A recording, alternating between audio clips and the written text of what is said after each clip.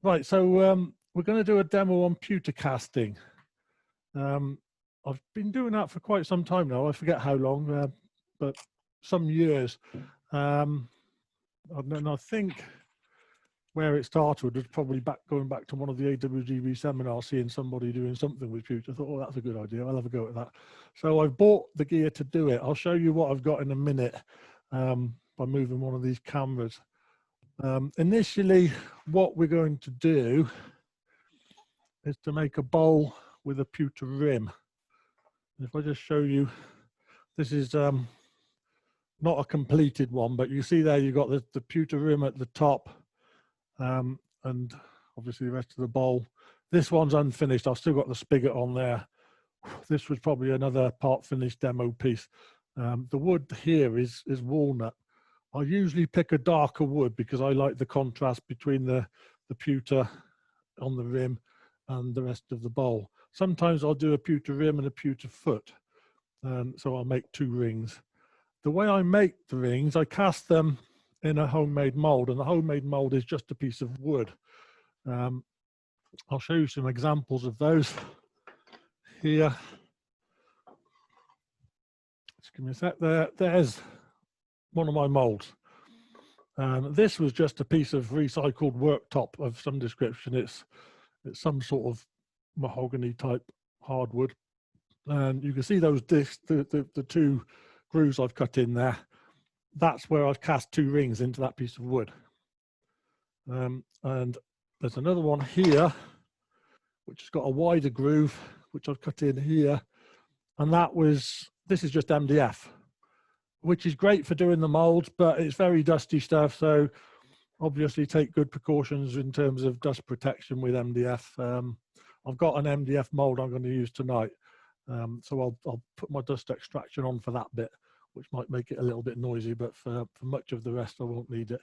The way once I've made a ring, the way I attach it to the bowl is like this. You can see there I've got effectively a circular tenon in the top face of the bowl where the rim will go, and I do a tenon in the wood and a corresponding slot in the piece of pewter, and the two are keyed together. So it's not just a flat glue joint, it's actually a mechanically strong joint as well by doing that. And I can vouch for it being strong, because if I mess it up I have to try and prise the pewter ring off, and it takes some getting off. So that's the way I do it. And my theory sort of behind doing that is the pewter moves with temperature. Metals expand and contract with temperature. Woods expand and contract with humidity.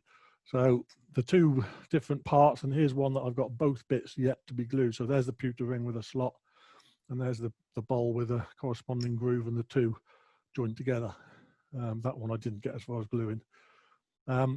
So given the different environmental conditions that might be prevalent, the mechanical joint, I think, makes sure that the two aren't going to come apart. So that's a bit about how I do the rings.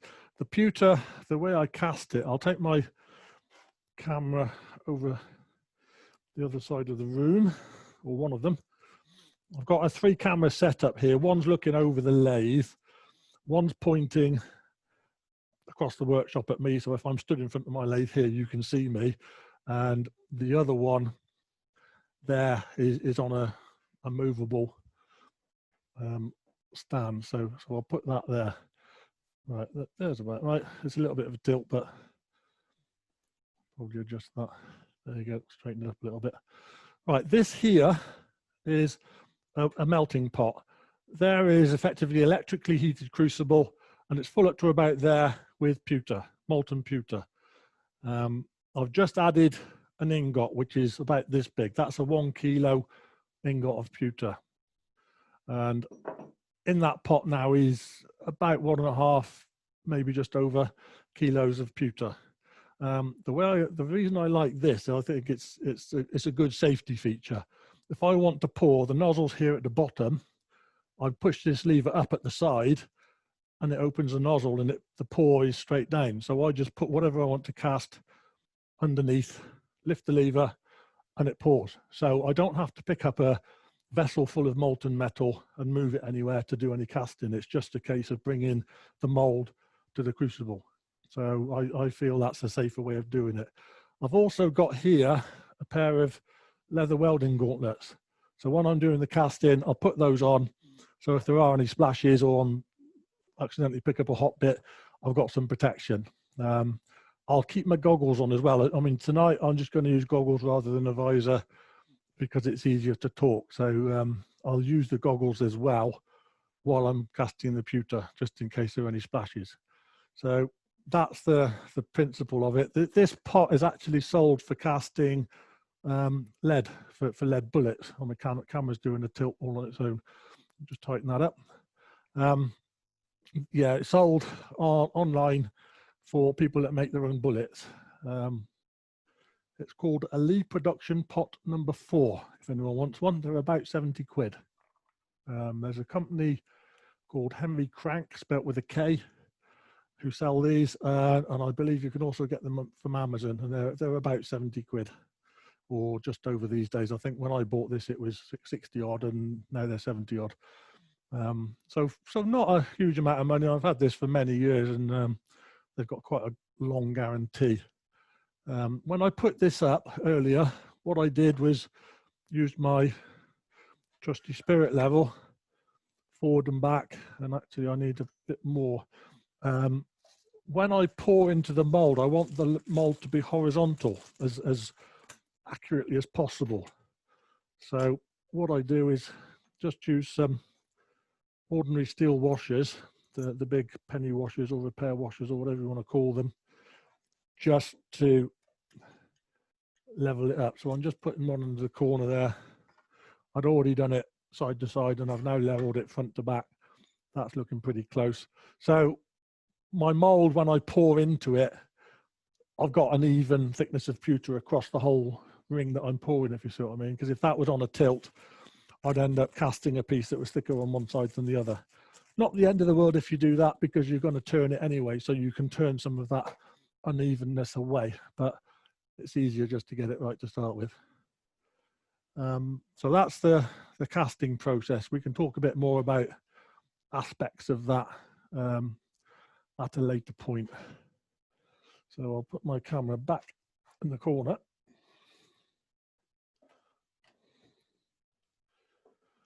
I've got this set up, so I've got one camera pointing in more or less from looking over the tailstock, which is the one I've just been moving around, and the other one is there looking down, and I can also have both cameras on at the same time, or even all three there. So I've got various views to show you different angles, but we'll look at the overhead one at the moment. What I'm going to do here is mark out my blank. I've got here Purple Heart blank. It's about 6 inches by 2 and a bit, maybe 3. I've not measured it, but that's a good size for these pewter bowls. I don't make them too big because it's a lot of pewter in the rim, plus it's difficult to cast bigger rims. It is possible, but generally I go for this sort of size. So what I'm doing is to mark the center, I've just got a pair of dividers here with a pencil on it, and I'm just going to hold that against the edge, scribe a line, turn the blank 90 degrees, and keep doing that, and I'll have 4 marks. And in the middle of those 4 marks is the middle of my blank, as close as anyway. It's not precision, but it'll get me there within a couple of millimeters probably. So I can drill in the center there for a screw chuck. You can see I've got a bit of tape on the drill already, so I need to just go into there, I'll hit the tape. I haven't quite done that yet. Also worth mentioning is I picked this side for a reason. I looked on the bottom, and just here, there's a little bit of a defect. There's a little bit of a slight surface crack and a bit of discoloration there. So there's something going on there. So I thought if I made that the bottom, I'll have the foot in the center, and I'll turn that corner away. So I'd probably lose that completely by the time I finish shaping the bowl. So that was my plan. This side, can't see a lot. It's a bit discolored because it's quite an old blank, but I'll just finish the drilling. That should be it.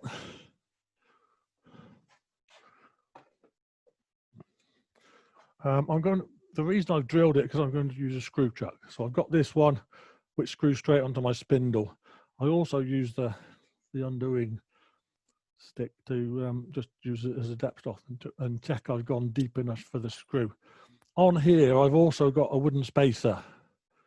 It's got quite a long screw, so I generally knock a third or so off the length of the screw with a wooden spacer. That's a bit of sycamore, but it can be anything you want really. So I'll put that on my lathe spindle.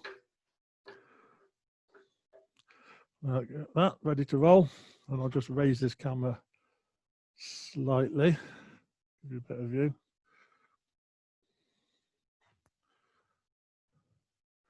Okay, we'll go with that. And if I lock the spindle, then I can put my piece of wood on.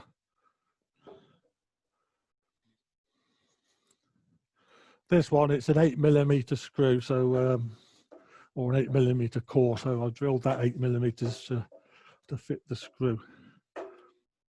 So that's on there, good and tight.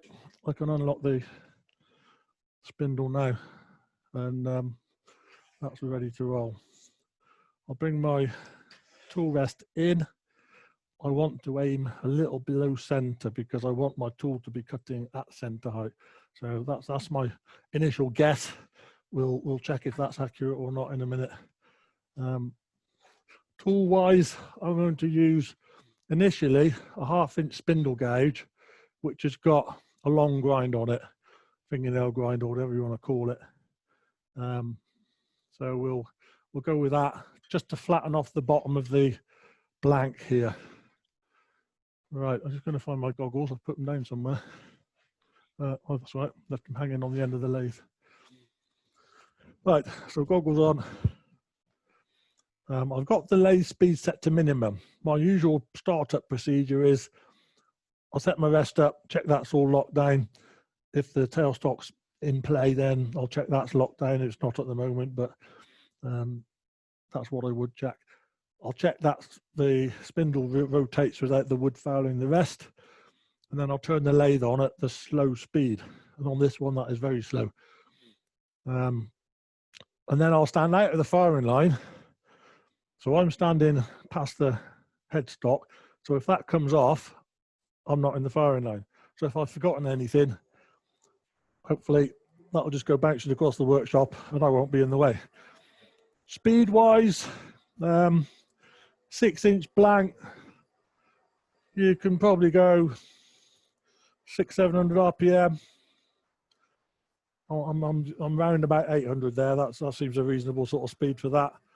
So I'm going to use my gouge as a scraper effectively, or do what they call a pull cut. So I'll start off on center, which is there, and rather than mess around with adjusting the height of the tool rest, I'm just dropping the handle slightly to get the height I want, and then I'll draw the tool back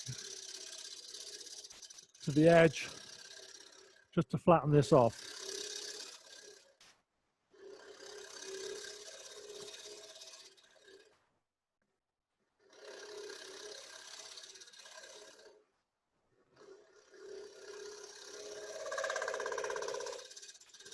And I've not even gone to the edge here. I'm just doing the center 2/3 or so of that. There's a little bit of chatter there, but Purple Heart's quite a hard wood, so that's hardly surprising. But what I want to see is the area I've worked on is flat. So I've got a continuous sort of surface there, and I've cut away any saw marks that might have been on that surface or anything else. So that's flat. I now need to choose my chuck, which is this one. This is a set of Axminster C jaws, which give you just over 2 inches spigot size. I've left the jaws open to about 5-6 millimeters, so that the jaws prescribe a perfect circle. So if I make a spigot to fit there I'm doing a spigot rather than a recess here. So the inside of the jaws is what I'm measuring. So if I measure that as my spigot size, I should be mating two perfect circles so I get maximum contact between the two. If I go for either too small or too large a spigot, I reduce the contact area between the jaws of the chuck and the base of the bowl. So the danger there is I reduce the amount of support, reduce the amount of grip. So if I do run into problems or get a catch, it could launch the piece out of the chuck, or if I'm just doing heavy cuts, it could lead to a little bit of movement that I don't want at the point where I'm trying to get a clean cut. So it all matters in the scale of sort of turning your bowl. So that's my spigot done.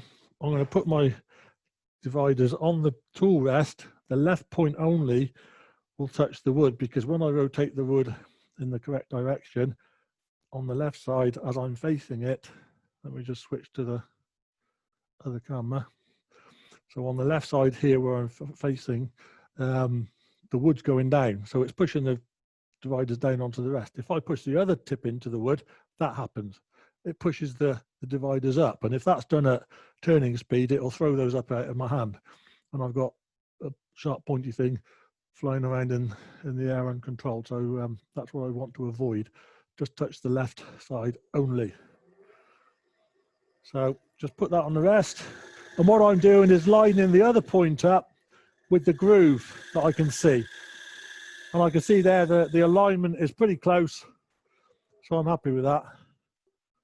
So there's my spigot marked. So now I can remove a bit of wood and create my spigot with in preparation for shaping the bowl.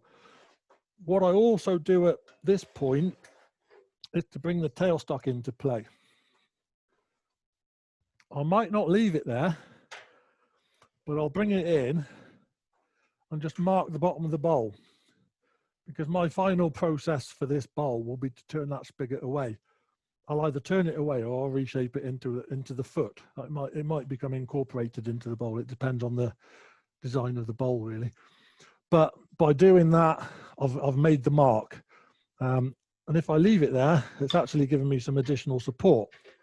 So really, it's costing me nothing to have it there. It's not in my way. So why not leave it there? So I've locked that down. So that's giving me a bit of extra support for no cost, really. I'll start shaping the outside again with a pull cut. So I've got the flute at about 60 degrees. I'm cutting about a third of the way down the left-hand wing there. I'm just pulling the tool back towards me.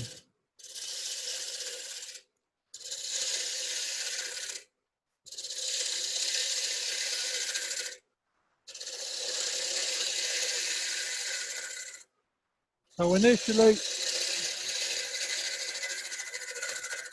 what I'm doing there is quite an aggressive cut. And with a hard wood like Purple Heart, that's going to manifest itself as a little bit of tear.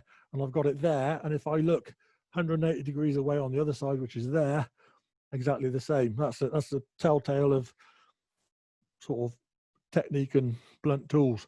In this case, I know it's going to happen because of the cut I've chosen is an aggressive cut. So it is going to cause a little bit of tear.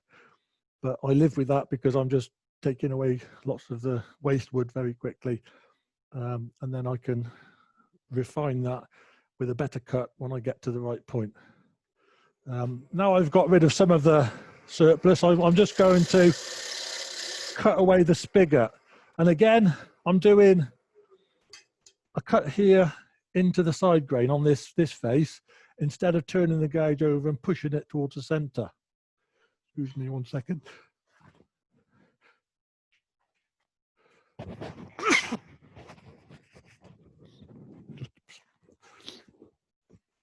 Just about to sneeze. So right, okay.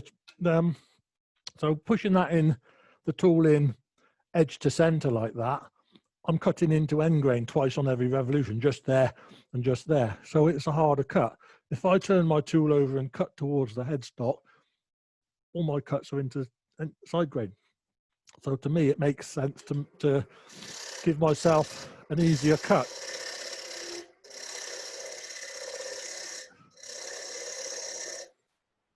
And now I've almost got to the line, I'm going to be a little bit more accurate with it. I'm repositioning the gouge so my bevel is exactly perpendicular to the rest or parallel with the bed, whichever way you want to look at it. So I'm just doing a straight cut to produce a cylinder. And once I've done that, I can flip the gouge over and do a push cut to just cut into the bottom of the spigot there. And what I've got is just a cylindrical spigot. I want a dovetail. So I'm bringing the gouge over, and rather than have that bevel, probably better if I do the overhead view here. So you've got the bevel at parallel to the axis of rotation there, or parallel to the bed. If I bring the handle around further, I'm pointing my bevel into that spigot, so I'm producing a dovetail. So that's it, dovetail cut. I can tidy up the base of the shoulder there, and that's my dovetail ready to attach to the chuck. Depth wise, I want the depth of the spigot to be less than the depth of the jaws. That one I would estimate 5 millimeters or so. The depth of those jaws is probably getting on for 10. So I've gone for about half the depth of the jaws, but that would depend to some extent on the hardness of the wood and the diameter of what I'm trying to hold. I'm just going to bring this rest out, angle it a little bit across that face that I've cut, and start to shape the bowl some more.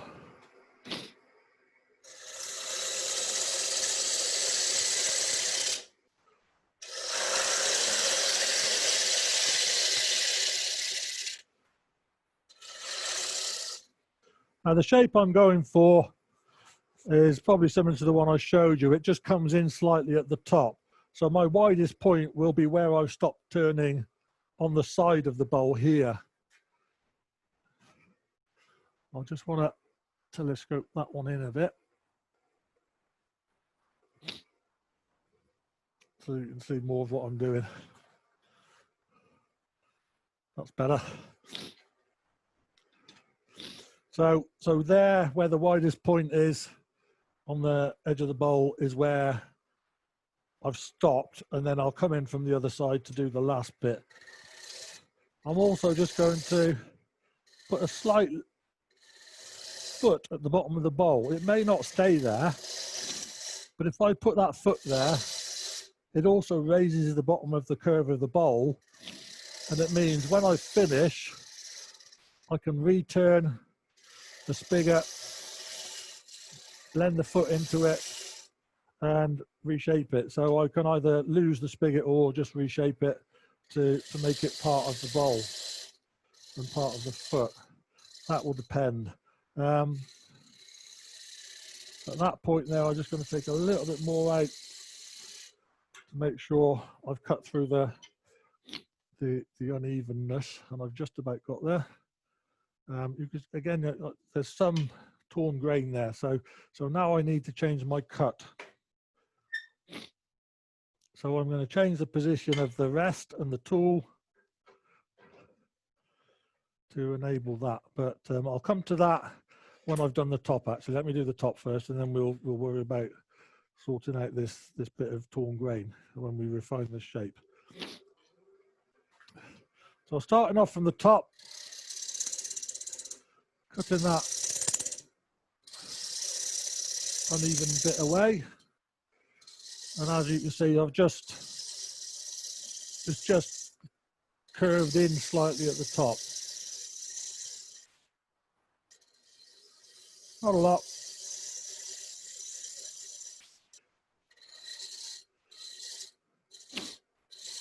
Doesn't have to be. I mean, this is just what I've decided to do tonight in terms of shape. You can do it any shape you want.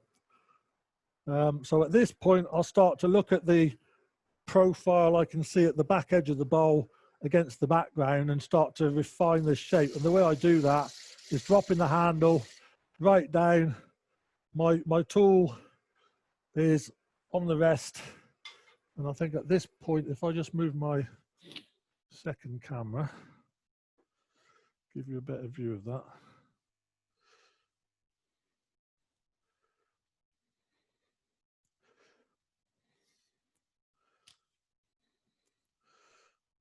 Move that one in there.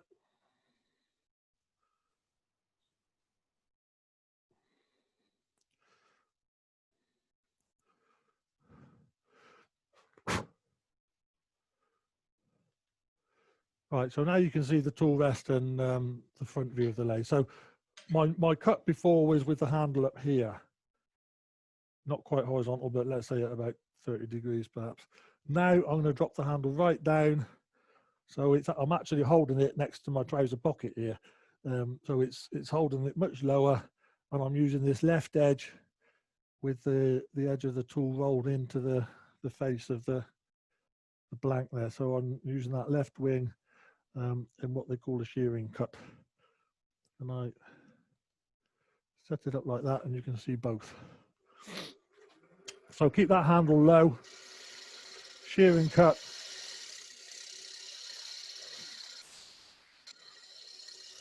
And you can see the shavings coming off now are quite little, fine, wispy shavings. So that's usually a good indication that you're getting a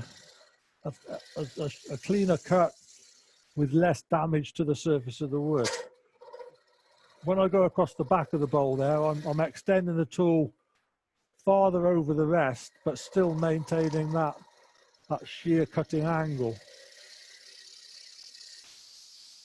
So you heard a little bit of vibration there because I've got so much of the tool over the rest. So if that becomes too much, I could reposition the rest to minimize that gap. So I look at it now, and there where the grain was torn, it's better. It's not perfect yet, but it's better. So, and there's that, and the same on the other side. So I'll need to work on both sides there. That tool I think now needs resharpening. So I'm going to put that one aside and just, for the time being, just pick up another gouge. This one's another 1/2-inch spindle gouge, but it's a freshly sharpened one. At this stage, it pays to use a sharp tool. But just to save a little bit of time, I'm just switching tools rather than resharpening.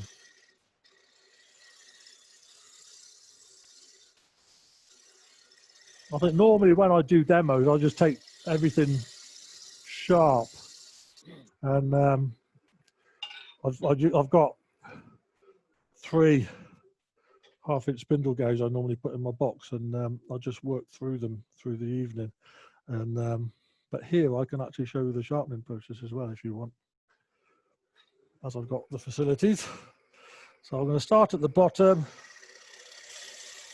do that shearing cut.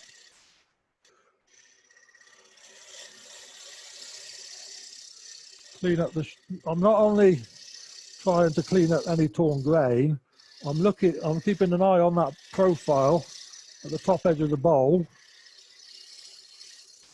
and trying to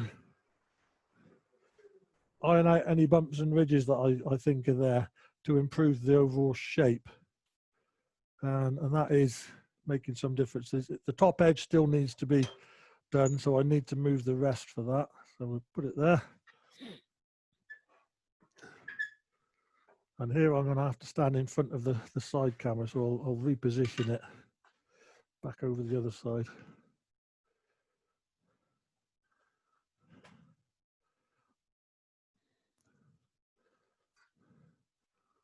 I've got little gimbals on my camera, so I can just tweak the positions of them. That's okay there, isn't it? Right, good. So I'm doing the other side now, the top edge.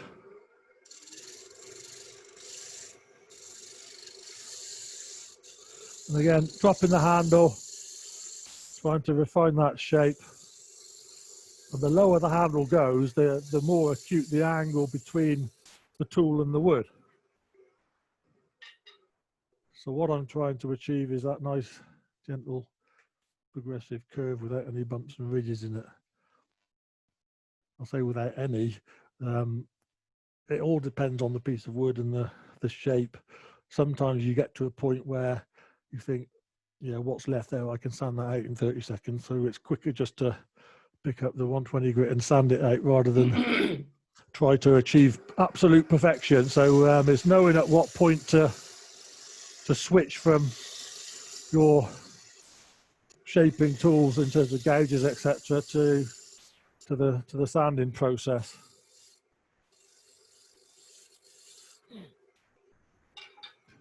So that's as close as I need to get now. Shape's okay, and that's pretty much sorted out the torn grain. What's left in terms of any little bumps and ridges or any damage to the grain is now at a level I can sand out fairly easily.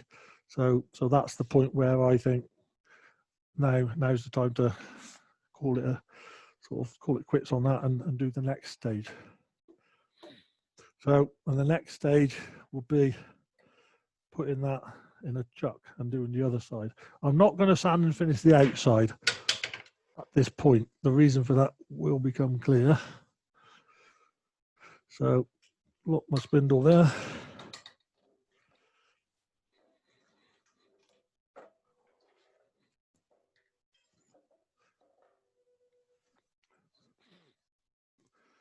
So we'll take the bolt off.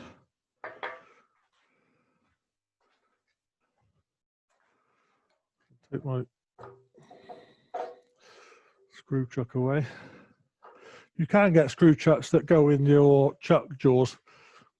Nothing wrong with using those. I use them as well sometimes because that one that I've just used, it's an M33 thread, and sometimes if I'm doing demos, the club blade has got a different thread, so I might be using a chuck with a different thread adapter in there. So I can then use the chuck type of screw chuck, and I haven't got a problem with mine not fitting on the lathe spindle. Right, just demisting my goggles and getting them steamed up. Right, so my spigot's done. I can put that in the chuck. There's a couple of little cracks on the outside of this. There's not significant ones, so I think I'll just go with it. I might put some glue in them. Depends. Yeah, there is on both sides. They don't look significant to warrant this thing falling apart on me or anything like that, but it's always worth checking your blanks to see if there are any what I call structural cracks that might lead to it flying apart on the lathe, and if that's the case, it goes in a firewood bin. Or if it's a big blank and it's got a split down the middle, I might just saw through the crack and make a couple of smaller blanks out of it. But one that size, there's probably not a lot to be saved if you did have to dispose of it. Right, so I've got the face side exposed now, and I just want to flatten off that top face. I can continue with my spindle gouge, and again I'm just going to use that pull cut with the left wing angled in, and I just want to flatten off the top face, get rid of any saw cuts, etc. But it is important at this stage that I get that top face flat, or at least the outer edge. So what I'm going to do, I'm still using a spindle gouge. I'll switch to a bowl gouge when I do the serious hollowing. I'm just taking a bit away in the middle, so I'm only trying to flatten the bit that matters.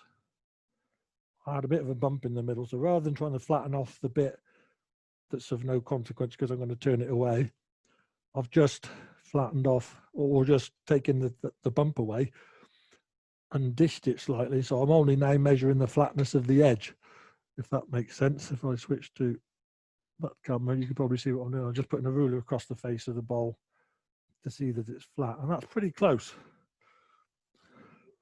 Just one more cut just to make sure.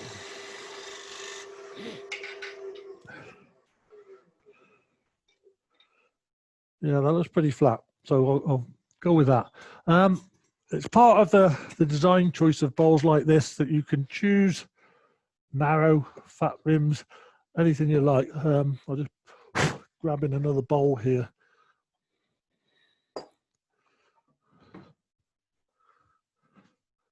So I've got this bowl. Let me just put the camera up again. This bowl here was the one I showed you earlier. That's about a ½ an inch wide, and it's about a 6-inch bowl. This one, it's only about 3-inch bowl, but that's got more like 3/4 inch plus rim. It's a much wider rim in proportion to the width of the bowl. As you can see there, it's sort of double the width, but it's a smaller bowl. So there's a lot of leeway for design and taste here. You can do what you want really in terms of width of the rim. So there's plenty of margin for decisions here. I'm going to go for a medium sort of width of rim. I'm just picking up a pencil. So if let me just start to lay this quicker. I'll go for that. It's about a ½ inch rim, give or take. And if I go back to that camera, can you see that? Does the pencil show up on the camera? Oh yeah, just about. I have got a white pencil somewhere, and I'll use that on dark wood sometimes. They're quite handy for the darker ones. But yeah, that's just about visible enough, so that's good. So what I need to do on here now is to cut that slot in the, or the spigot, should I say, for the rim. And let me go back to the camera. What I've got here is this. This started life as a bog standard 3/8 beading and parting tool. So it's square blank, 3/8 in both directions roughly, with a V on the end as a beading and parting tool. What I've done, if you look on the end there, I'll turn it upside down, you'll see better. I've cut a slot in it. So when I push that into the wood the right way up, it cuts each side and leaves the tenon. Yep. The reason I did that is because what I used to do was get my parting tool, cut in on the outside, then on the inside, and leave the bit in the middle. And that was always a little bit of a fiddle because you need to cut both sides to exactly the same depth. And that was always time consuming and fiddly. It's doable, but you've got to keep checking one side against the other, and it's very easy to overshoot. So to make sure I get it right, I've just reground this tool. It was a tool that I didn't use anyway. I think we all have a few tools that we have just kicking around surplus to requirement. So this was one of those. So I've just created a slot, and the way I cut that slot was with an angle grinder, or just I think it's a 2mm metal cutting disc on an angle grinder. I mounted my tool in a vise and used an angle grinder to cut that slot. So when I wear the tool down to the point where the slot's gone, I can just cut another slot in it with again with an angle grinder. So easy enough to make. And the width of that slot, my sort of thinking behind it was that slot has to be, or that tenon that this creates has to be wider than my narrowest parting tool, because the narrowest slot I can cut is that big, the width of the parting tool. I think this one's a 2mm. So my tenon, yeah, it's 2mm. So my tenon has to be more than 2mm wide, because I can cut a slot 2mm, but not less. And I can always widen the slot with a second cut with a parting tool, but I can't make it any narrower than 2mm. So my tenon is 2 and a bit. That's how wide this slot is. So all I need to do with it is set my tool rest up so I'm cutting on center height and push this against the wood. I'm just going to remove my tailstock because I'm on a short bed lathe here, and I need to be able to hold that tool flat. Right, that's better. So I hold my tool flat on the rest, square on, so it's just pretty much pointing straight down the bed of the lathe there. So you see that? So I should be able to just push that and create the tenon.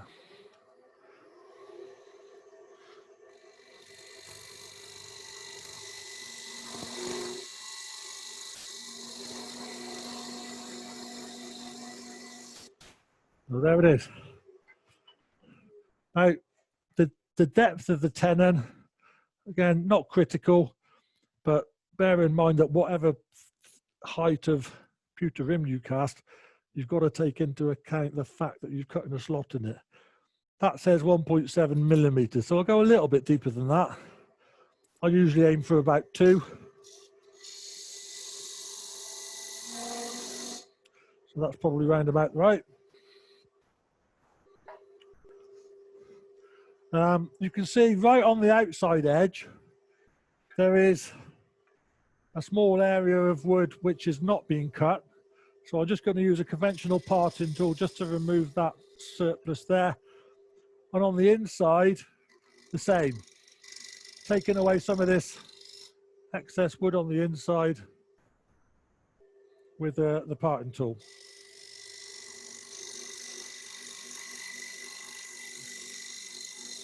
But I'll cut it down to the depth of where I've already cut, but no farther.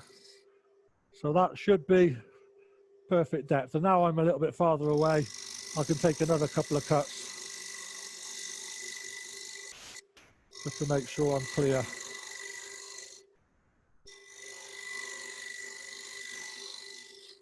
All right, so just get rid of a bit of the surplus wood there. So that's my blank prepared for adding the rim. Now all I've got to do is make the rim to go with it. Now, wherever possible, I try and leave the piece of wood in the chuck so everything remains concentric. So I'm just going to grab another set of jaws. Those will probably do it actually. Or even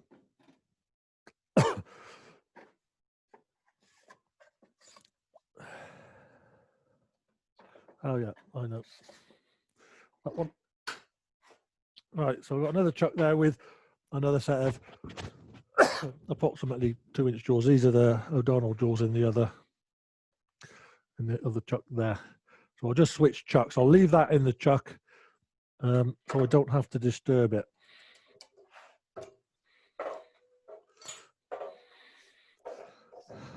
If I had to take it out of the chuck, on some of these chucks, there's a 0 mark there. So if I just do a pencil line where the 0 mark is, it will give me a good chance of realigning it and getting it running true again, hopefully all as true as it was. So that helps. Right, I don't want that yet. Let me get it right. What I need to do is cut either a tenon or a spigot on my mould. I'm just looking at my bits of MDF here. I've got a couple of MDF discs here. That one, the small one, is just a fraction smaller than the diameter of the bowl. So I'll go for the bigger one. This is about 1/2 inch thick, which is as thin as I would like to go. Usually I use a thicker bit of wood, but I'm only cutting 5-6 millimeter deep, so it is adequate.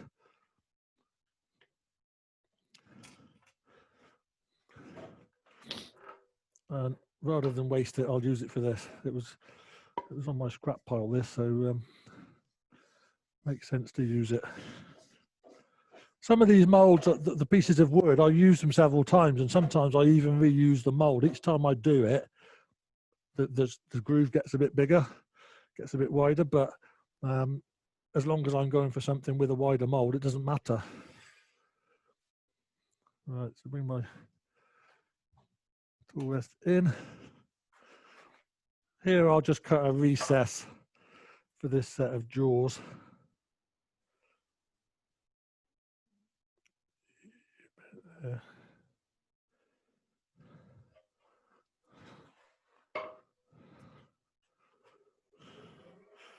This is going to be pretty flat.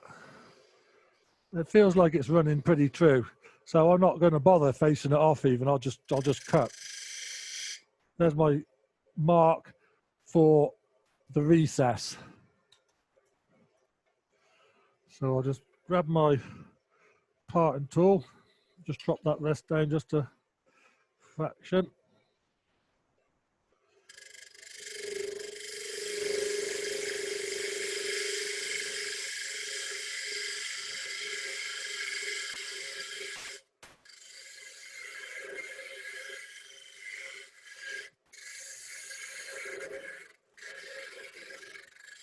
Now that's gone a little bit wobbly there. I just want to check that it's not twisting out on the screw. Oh, I think it's just delaminated the piece of MDF there. Although that's the recess, so that's not going to matter. We can get away with that. Right, good. Take off the screw chuck.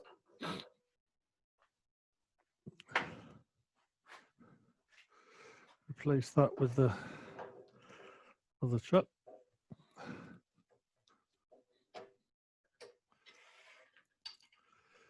And put that on the chuck like that.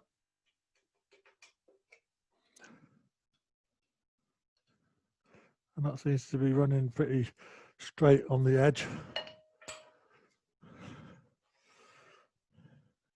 It is important that that does run straight, because you need to put it on there and mount it more than once. So what I need to know now is how wide to cut my mould, the grooves for the mould. So I bring my blank back here. I'll set my dividers to the outer diameter of the bowl, which is there. I'll mark that in a bit just there. And then I'll go for the inner setting, which is about there.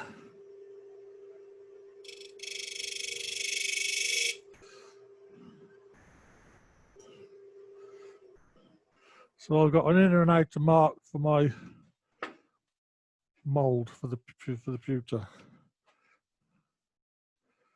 I think I'll just touch that up on the grinder. Give me 2 seconds.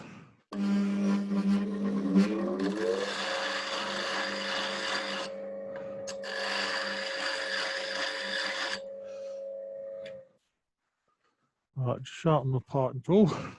So now I just need to cut a slot.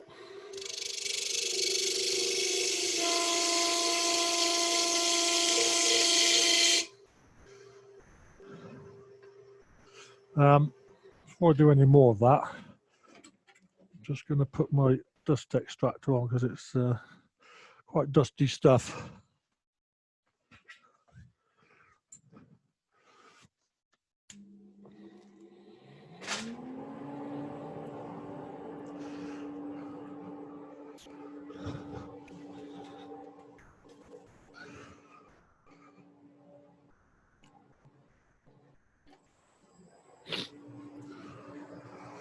All right, that's good.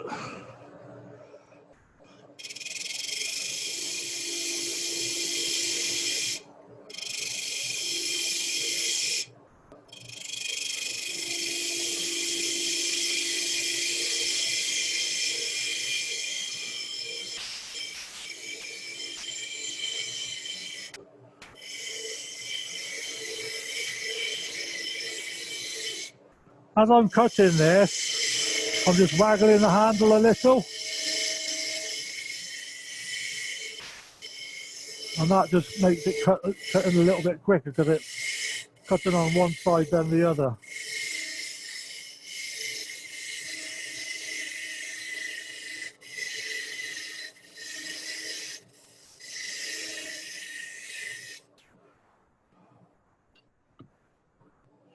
Right. Paul, question. I'm at about 5 millimeters there, so I think that's deep enough. I'll just turn the dust extractor off. Can you hear me, Paul?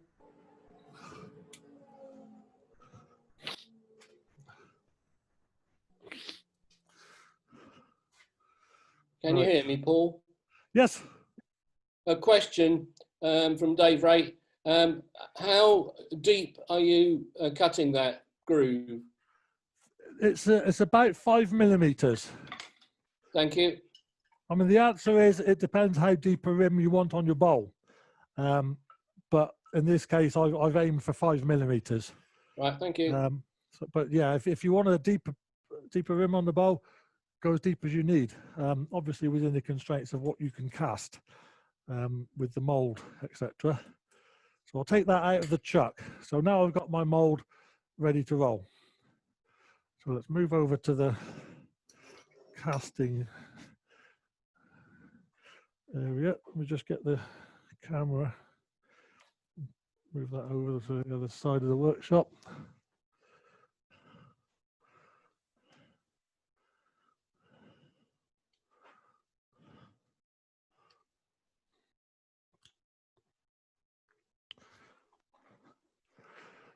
Switch to that one. Right, so you should be able to see the casting pot there. Here's my mold. And you can see there I've got about a 5-inch gap. If I leave that mold at the bottom and pour the pewter in, the pewter is going to drop 5 inches and land with a bit of a splash. And the downside of that happening is you introduce air into the mold. Well, that's not a bad guess. So I'm just going to put another blank underneath my piece I'm casting. And the purpose of that is to just reduce the drop. I just saw a little drop of pewter on the end of the nozzle, so I'm just removing that. So, are you satisfied that that blank is going to not spoil your levelness? No, I mean, looking at it, it looks evenly thick all round. So without measuring it, but yeah, it looks pretty close. So I think I won't go with it. Affect it adversely. And the mold feels flat on it. There's no rocking. Sometimes you pick up a blank and you put something on top of it and it's rocking because it's bowed slightly on the top. This isn't. It feels flat. But yeah, occasionally it's a case of picking up a couple of bits of wood of varying thicknesses to make up that gap. Here, I think I'm fairly close. I mean, I could just slot another piece of wood in there and get it even closer. So yeah, I'll do that. So now I'm very close. So minimize the drop altogether. So gloves on time. The temperature of the pewter, it melts at about 230 centigrade, this particular alloy. This is what they call casting pewter. The place I buy it from up in the Midlands, the Pewter Sheet Company, they sell all sorts, but when I phone them, I just say, I want casting pewter, and they know exactly what that is. It's about 92% tin, 7.5% antimony, 0.5% copper. And that mix gives you a good casting consistency, and it also keeps bright quite well as well. So it doesn't seem to tarnish very quick at all. So that's quite good. Just bring that camera in a bit more. Give you a slightly better view. Right, that's good. So all I need to do now, I've got my goggles on, I've got my gloves on here. So all I need to do now is lift that lever, and you'll see the pewter start to pour around the rim of the bowl, rim of the mold. And it'll work its way around, and hopefully it'll meet up at the other side. Right, so now I've got a join on the other side. So I stop pouring, and I'm not going to touch that until it solidifies. If I try and move it, all I'll succeed in doing is A, tipping it one way or another, and B, it's going to, as the liquid starts to cool and solidify, if you move it at that point, it sort of goes a bit grainy, and it's not good. It doesn't turn nicely, and it doesn't look nice. It just looks dull.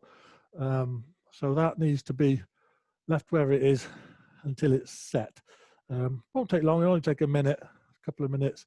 But while that's happening, I'll just show you some of the other things I do.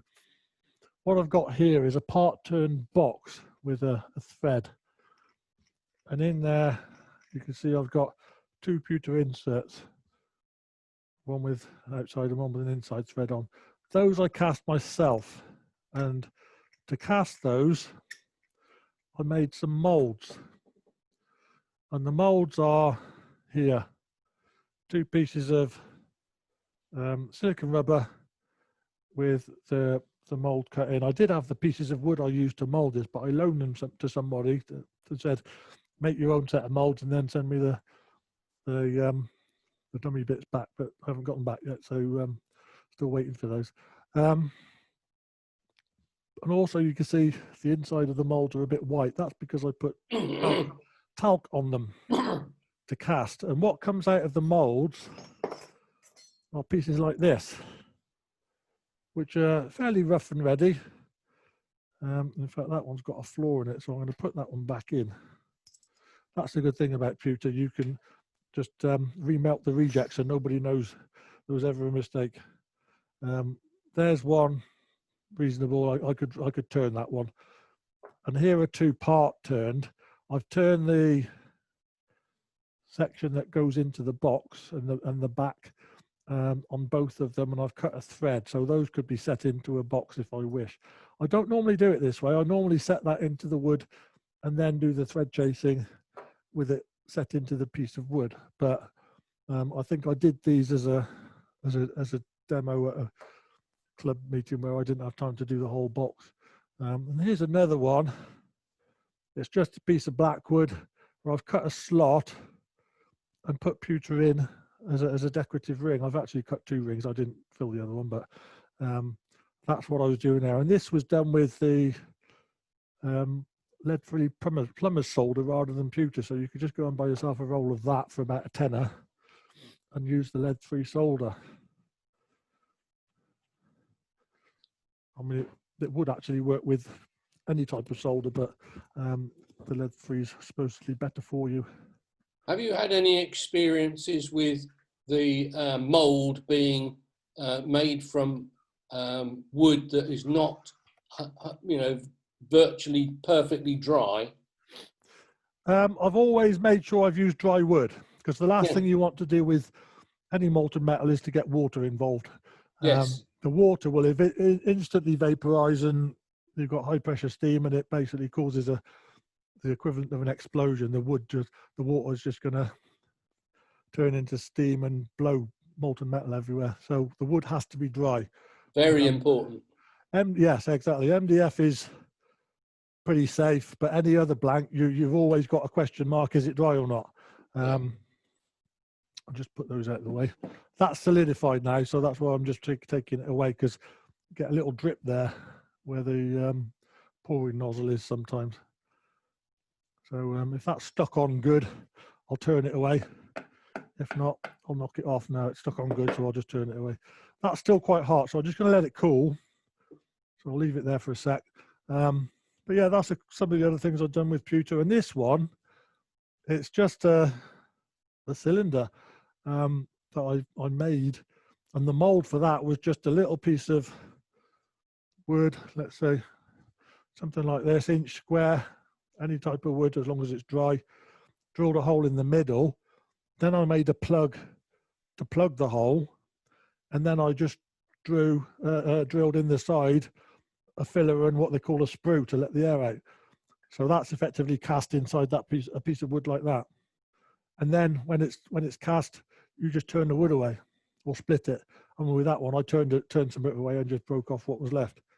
So you can make your own pewter blanks for finials by doing that. As you can see, it's not yet a finial, but it's a solid bar of pewter that I can use to make what I want. Right, so that's that. I can put this back on the lathe now. It's still warm, but it's okay to put it back on there now. Do you guys want to stop for a coffee break at any point? Or just a 10-minute stretch of the legs, or just carry on? Dave, what do you feel, Dave? Have to unmute Carry them, on, so- Dave says. Okay, Right. no problem. I mean, has anyone got any questions at this point? They're all muted, aren't they? A minute. No, but no, nothing's typed in the chat, so I'm assuming Nothing on the chat, not, no. not at this stage. But yeah, I mean, if anyone wants to ask a question, they can type them in the chat there. Right, so I'll move my camera back over to the lathe.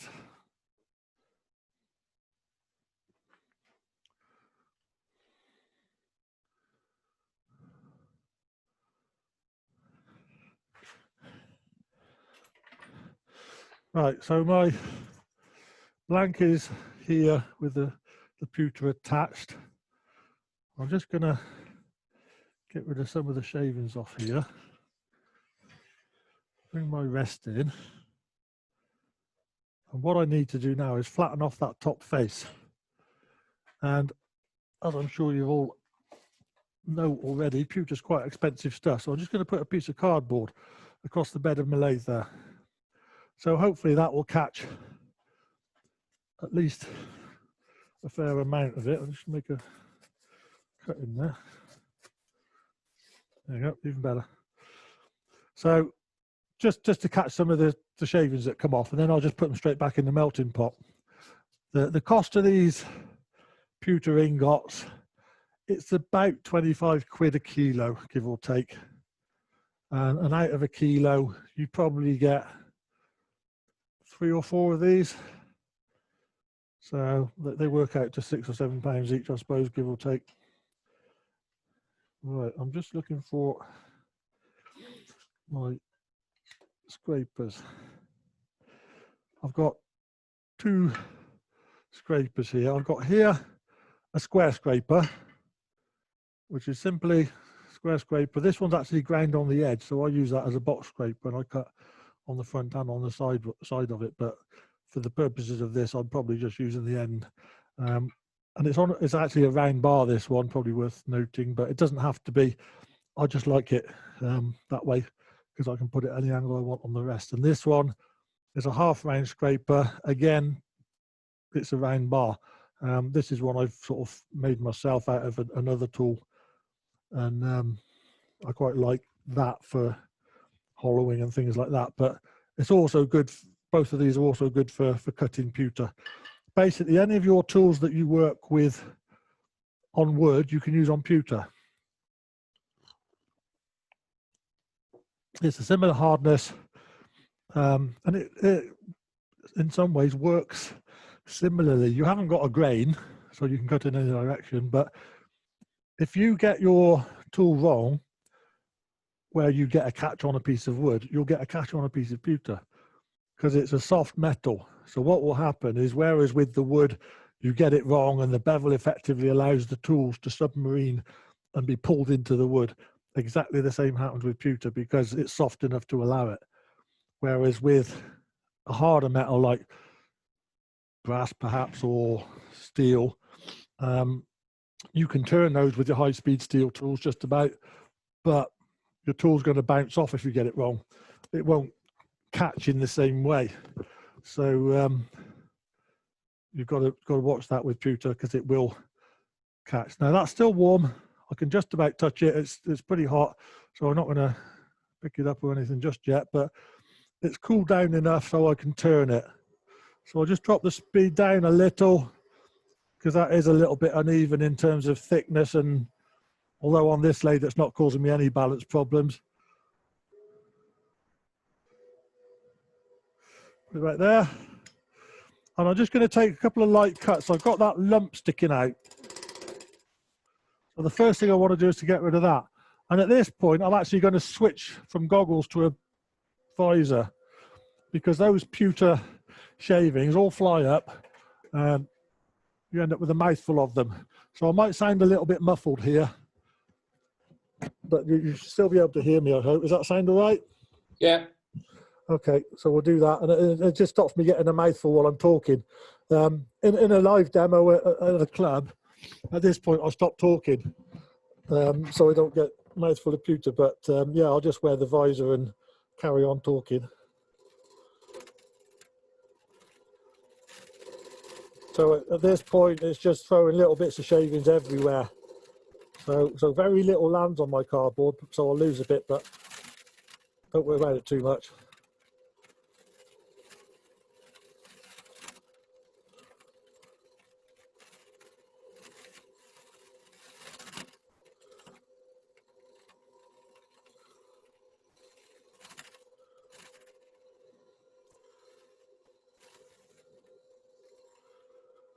And the reason I started with the round scraper is because that presents quite a narrow tip to the pewter. So I'm taking quite a narrow cut initially. So I'm not overloading the tool when I've got an uneven surface and I'm going to get a sudden big bump when I hit the lump of pewter. So it's just limiting contact at that point. So I'm getting to the point where that's sort of flat.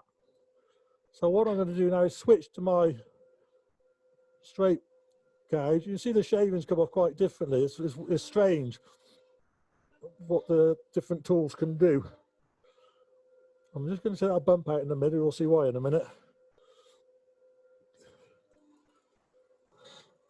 So I'll turn that until I think it's flat.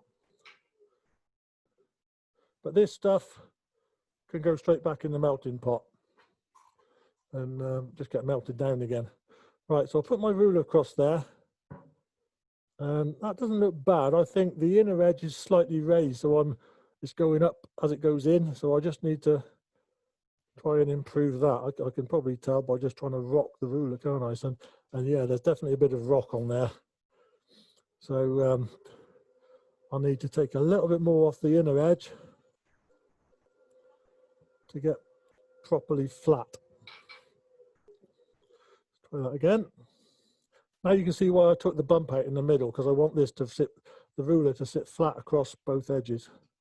Still a bit of a rock there. And the same the other side. So yeah, just still a bit more to do that way. The reason I'm paying so much attention to getting this flat is I've done the same on the bowl. So if I don't do this, then I'm going to end up with a gap on one side or the other, either the inside or outside. So, question for you. Sorry, you say that again? Question for you. Yep, go on. How do you separate the pewter from the wood shavings? In a minute. Well, what ends up on this cardboard, I just throw in. If there's the odd little bit of wood shaving in it, it'll just burn off. I obviously try not to put too much in, but it'll just burn away. Right. Somebody made a very good suggestion at another club meeting. If you get a lot of wood and pewter mixed, throw it in a bucket of water. The wood floats, the pewter doesn't. So that would work, but obviously you've got to make sure the pewter's well dry before you try and put it back into your melting pot. That's now flat, so I'm happy with that. What I need to do now is to cut my slot, because the face I've just created is the bit that mates with the bowl. So I'll leave that there. I'll still need that, don't I? So what I need to do now is accurately measure my tenon on my bowl. So if I switch to that camera,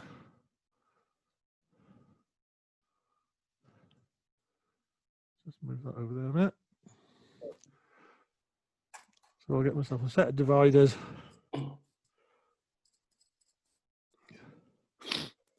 And I'll mark, I mean, I could go and mark the inner and outer edges here, but to be honest, it's all a little bit sort of trial and error at this point.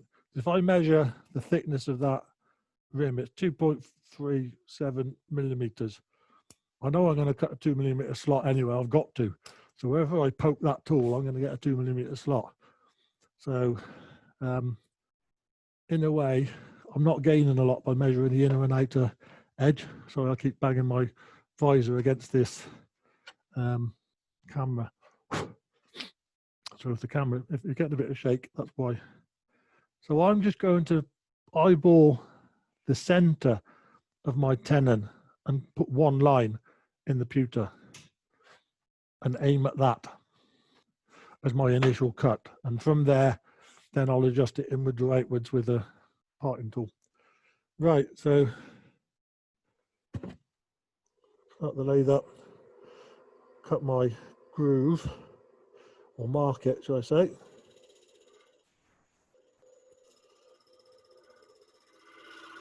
Right, so there it is, my single mark.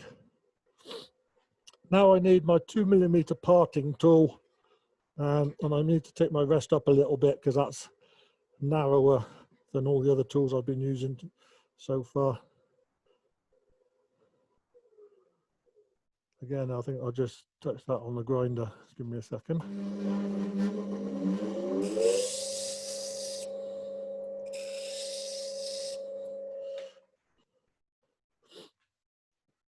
Okay, so I can cut my groove, and I'll aim the tool at the center of that line, and I hope I've got it right.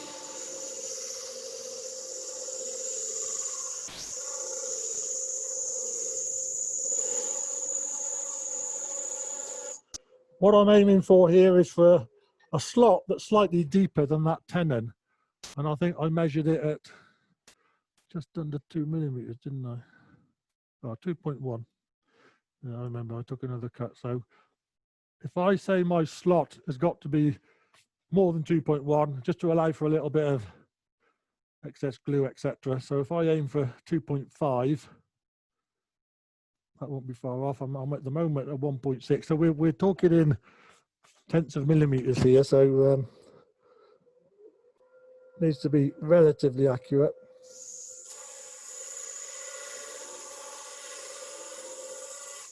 But to be honest, if you cut that groove 0.5 millimeter too deep, doesn't matter. All you're going to do is fill it with glue. What does matter is the width. You want that to be as close as you can get. Because it's saying with any joint, you want a good fitting joint as far as possible. So that's 2.5, pretty much spot on. I'll just check it on the other side just to make sure. Yeah, 2.4 and a bit. So it's deeper than the spigot now. So depth-wise, I'm there. Now I need to check my measurements. So I'll bring the bowl back. I'll measure the outside of the spigot across the centre and make sure it is across the centre. I'll take this visor off now. I think I can switch back to goggles, as I've done the worst bit. I might switch back again later then. So that's telling me 124.7. I always measure it on a couple of places because you find it varies by a few hundredths of a millimeter usually. 124.68, 124.7, near enough. So I now measure the outer edge of my slot, and that says 123.6. So I need to go out 124.7. So it's about a millimeter. So remember, whatever you take off one side, you take the same off the other side.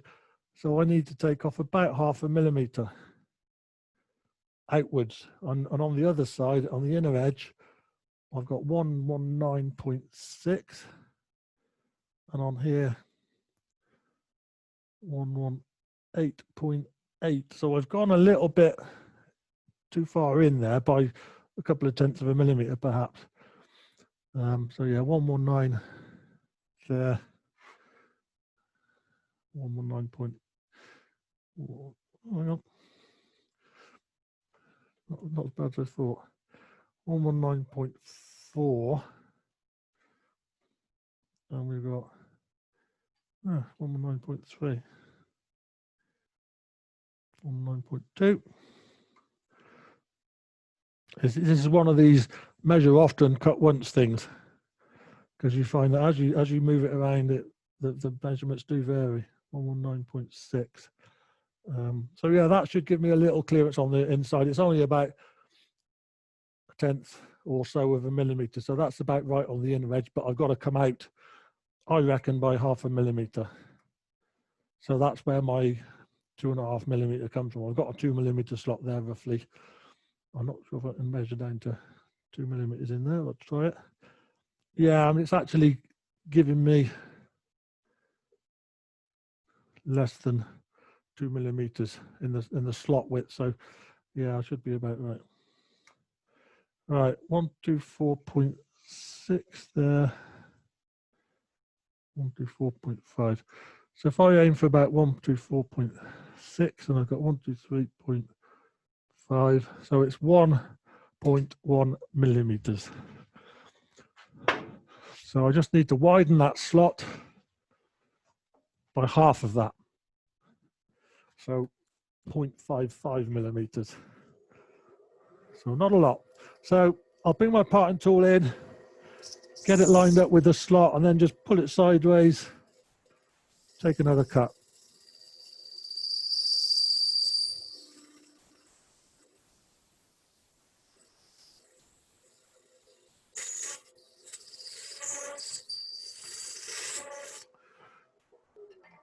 Right, let's measure that again. 1, 2, 4, and that was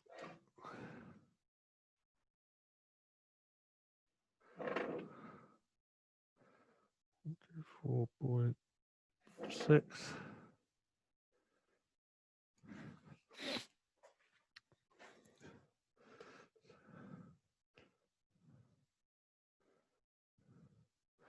Right, I think I've gone just over maybe 1/10 of a millimeter. That's 124.6 there. And if I measure it on the other side, it's just over that. Oh, no. Yeah, so that's pretty close, I think. So what I'm going to do is just chamfer the corners of that slot, so they won't foul with the bottoms of the tenon, should that be a problem. So it's just precautionary, really. Oh, just dropped the parting tool. Right, so I'll slide the tool rest out of the way, and with that still where it is, what I'm going to do is get my bowl, put it up here, and try it. And let's see if it slots in.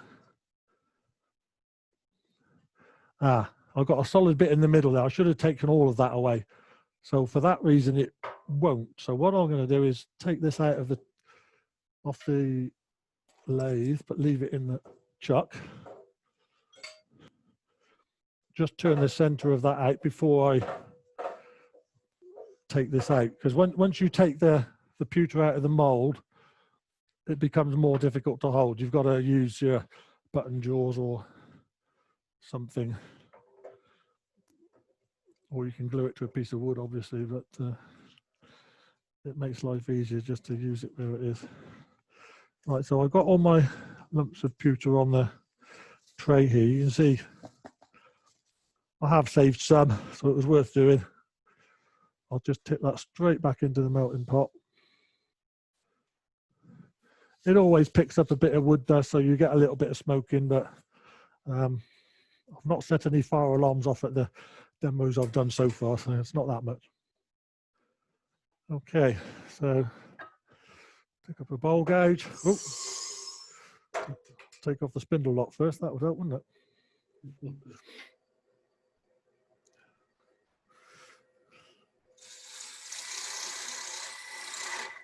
So I just want to turn the center out of this bowl. So when I put my mold against it, it won't get in the way. So that's what was stopping them going together earlier.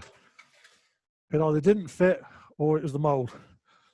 All that bump in the middle. So let's have another try. Now we've got rid of the bump in the middle, and that fits.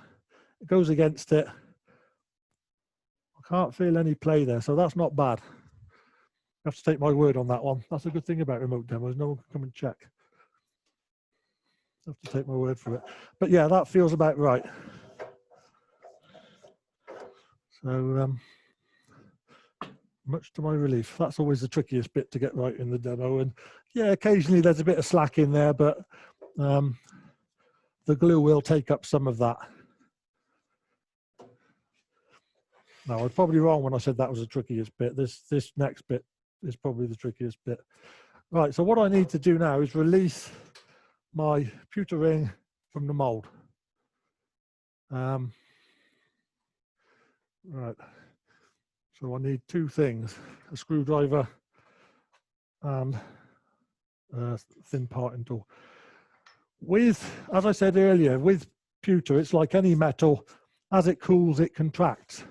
So I've poured a ring, effectively a donut sort of ring, into a slot. So as that's cooled, it's contracted inwards. So it's gripping the center of the mold. And there's probably nothing on the edge holding that in. It's just because it's gripping the center of the mold. So what I need to do is cut the inner edge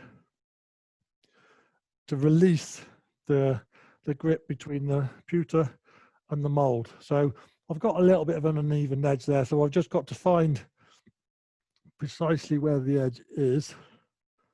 Go to that one. So I'm going to work on this inner edge with my 2mm parting tool.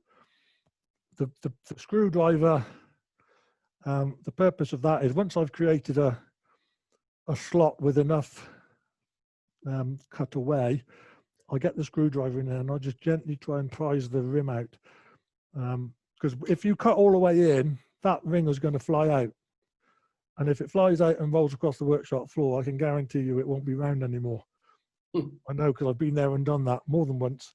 I did it in a demo as well once, so I'll try not to do it today. But it's literally one of those one more cut scenarios. If you take one more cut and that's just a bit too deep, the ring pops out. If I'm lucky, I'll catch it on the end of the parting tool. If I'm not, it'll roll across the workshop floor. But the best way to do it is to get it just before it releases. Get your screwdriver in there and just gently prise it out. I say screwdriver because it's not a job for a skew chisel unless it's somebody else's. Right, so we'll make a start on that. I'll just drop the speed down a bit. So if it does jump out, it's not going to go too far too fast. Take a cut on the inner edge there. And I know I cut 5mm depth. So if I make a cut in there, and you can see I've just cut a bit of the pewter, so I'm right on the edge of the pewter, but mostly on the wood. So let's just measure that out of interest. I don't normally do this, but I've taken a cut there that's just under 3mm off the top of the pewter. So I'm halfway in. I can actually see a gap here on the edge of the outer edge, so it has contracted in. I can't get that yet. It's still well held. So I'll just take another millimeter. And another thing I'm going to do here, I've got one of these little remote boxes, so I'm just going to, with a magnet on the back. So I'm just going to put that on the bed of the lathe there. So if I actually do cut into the ring, I can just whack the stop button while I'm hopefully rescuing the ring. Still not quite released, so I'll just take another cut.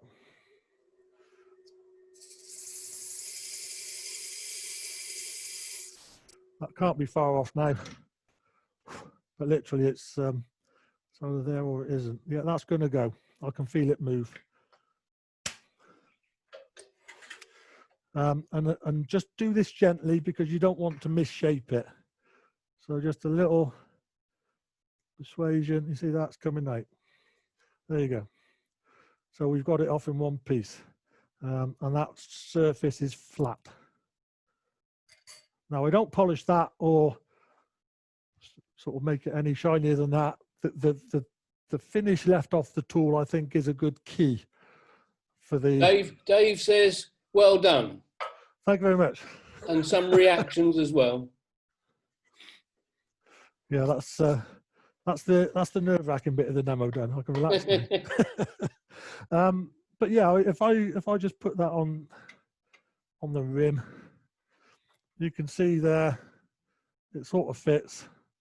they're not quite the same diameter, but that doesn't matter. At this stage, what I'm looking for is that flatness and the two butt up to each other. And I can feel just a little bit of movement between the two. So there is a tenth or so of a millimeter perhaps, or possibly even 2/10 between the two, but it's not so much that it's going to cause me any problems. So I'll glue that with some super glue, cyanoacrylate type glue. And I put a good squirt of glue into that slot.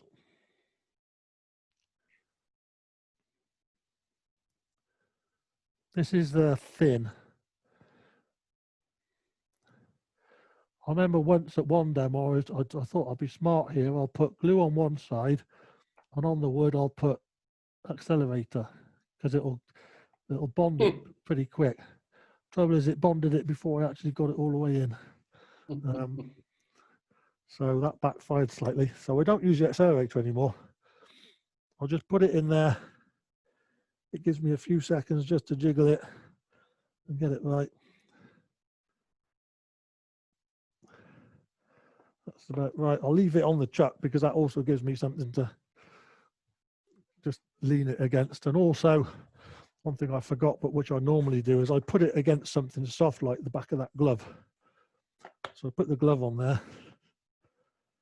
We can't see you. You need your overhead camera. Yeah, I'll switch to that one. There you go.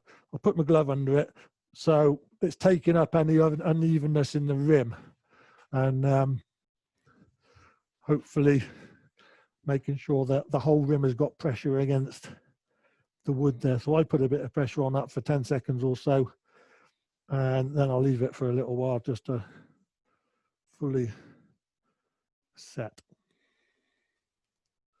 I'm just squirting the glue at the end of my tube so it doesn't dry and plug it.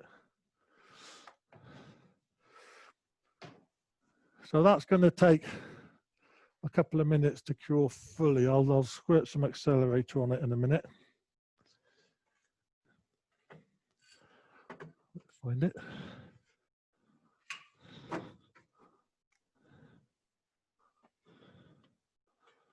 Lost my accelerator.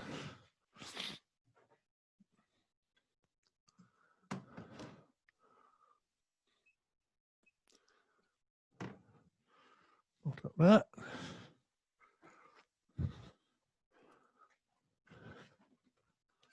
I got it. Hiding at the back. I'll keep all my chemicals in one cupboard, so it should be in there, but I couldn't see it where it normally is, but it was hiding behind another bottle of something. Right, so I've done with the mold now. I can take that off. So while I'm waiting, I can take that away. If I was to make a bowl with a second rim at the bottom, then I could cast a second rim there on the same piece of wood, a smaller ring as the foot. So this one that I've used, I can make more than one casting from. So that's quite handy. Well, that's just glue in a minute. I'll just show you these. These are solid discs of pewter, both made in a similar way. I just made a solid disc instead of just a ring. Just made a recess in the wood and filled it with pewter. You can see there, that's had some texture. There's a mixture of the decorating elf. I've got a little, it's a bit like the engineer's knurling tool. It's called a Timberley Texturer, and it's sold by Terry Scott in New Zealand. But it's very much like those engineers' knurling tools, if you know what I'm talking about. And this one here, you can see the patterns in there. There's a bit of spiraling tool in the middle and a bit of the decorating elf. It's a bit too close, Paul. It's out of focus. How about there? Further down is a bit better, actually. So the focus is better there. Okay, that's there? It. Okay, yeah. Okay. Good. But yeah, that's a few different tools I've used there. But also, you can see I've darkened the depths of the pewter. I've got some, what I do there is I do my texture, and then I've got these chemicals. This one's called copper patina, and if you put that on pewter or lead, it turns it copper color. That one's called pewter patina, and that's called black patina. These two effectively do the same thing. They're sold really for use on leaded glass or pewter. You can see on here the label Creative Glass Guild. These came from a shop in Bristol.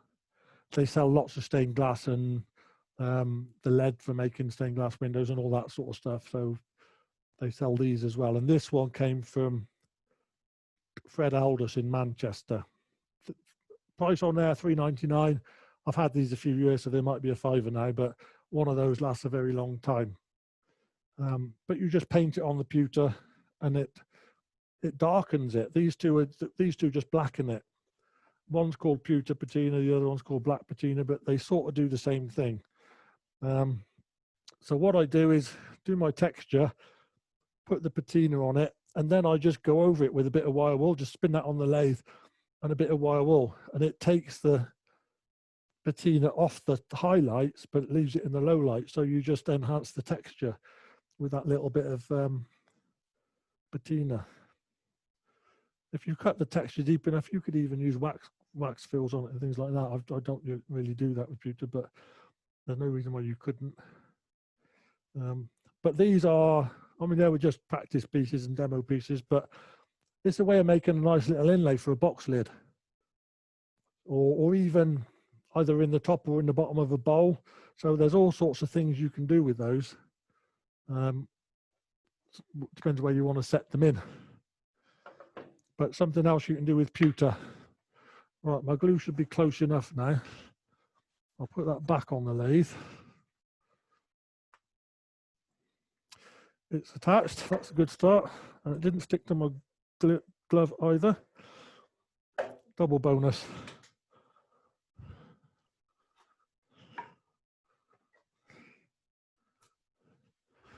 Right then, just while I think about it, this melting pot, one of the other advantages of it, you know, when you do casting from a crucible or an old saucepan or a ladle or something like that, when you melt pewter or lead, you get oxides and scum forming on the surface. And you have to scrape all that off, because if you're pouring out of a ladle or something, if you don't scrape all the stuff off the top, that gets poured into your mold and it makes a mess of your mold. So you have to scrape it all off. This pot here, because your pour comes out of the bottom, that doesn't happen. So all the detritus is there at the top, but you're pouring out of the bottom. So in real terms, you're pouring clean pewter out the bottom all the time. So that's a bit of a sort of a bonus of that particular type of sort of the pouring process. Okay, so before I turn the lathe on, I am just going to, I'll put it on the very slow speed. Hang on. Spindle unlocked, yep.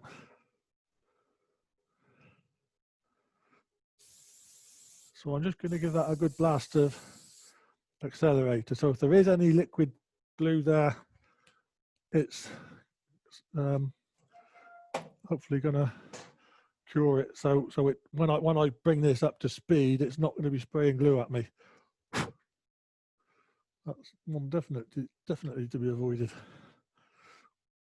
And I've got my goggles on before I switch that on. So again, belt and braces. So if any glue does shoot out of there for any reason, I'm not going to get an eyeful. That's the worst thing that can happen.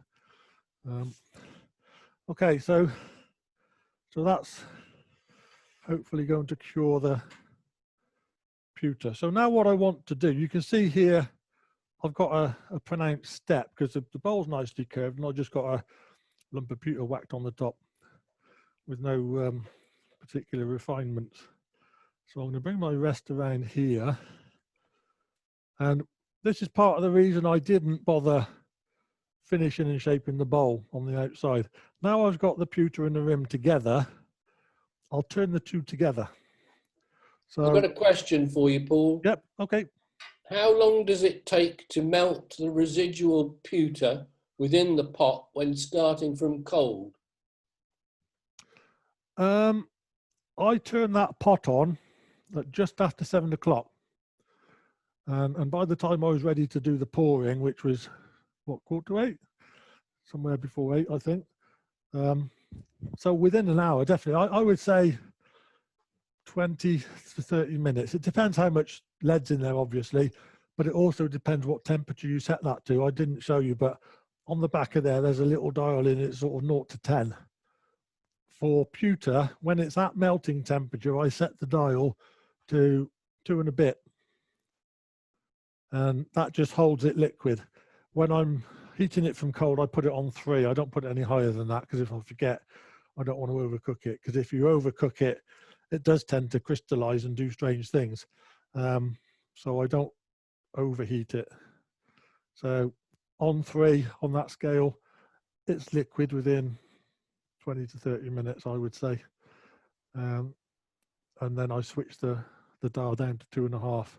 It goes up to 10, and it, as I said earlier, it's designed for melting lead. So it will go hotter, because I think lead's got a slightly higher melting point than the pewter does. But you know, I don't need that. But it's funny, when I bought that melting pot, I phoned up, because at the time I don't think that company did credit cards on the phone. So I phoned up and said, told her what I wanted, and she said, "Do you want us to send you our catalogue?" And I knew it was a bullet making and gun shop. So I said, "Well, what's in your catalogue?" And so she said what she got in the catalogue, and I said, "Well, this is what I want to do with it." And she said, "No, I don't think the catalogue is going to be a lot of use to you." So yeah, everything else they sell is to do with making bullets and guns and things like that. So supplementary question. Yep.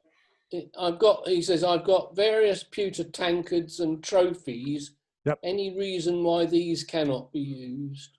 If it's English pewter from somewhere around 1750, English pewter is supposed to be lead free. If it comes from anywhere else other than England, you can't guarantee what's in it. So if it's got some sort of mark on it that gives you a good confidence it being English or British, it's okay. If it's from anywhere else, then you can't guarantee it. I mean, to do this, you can use pewter with lead in it, but I try and avoid it for the health reasons.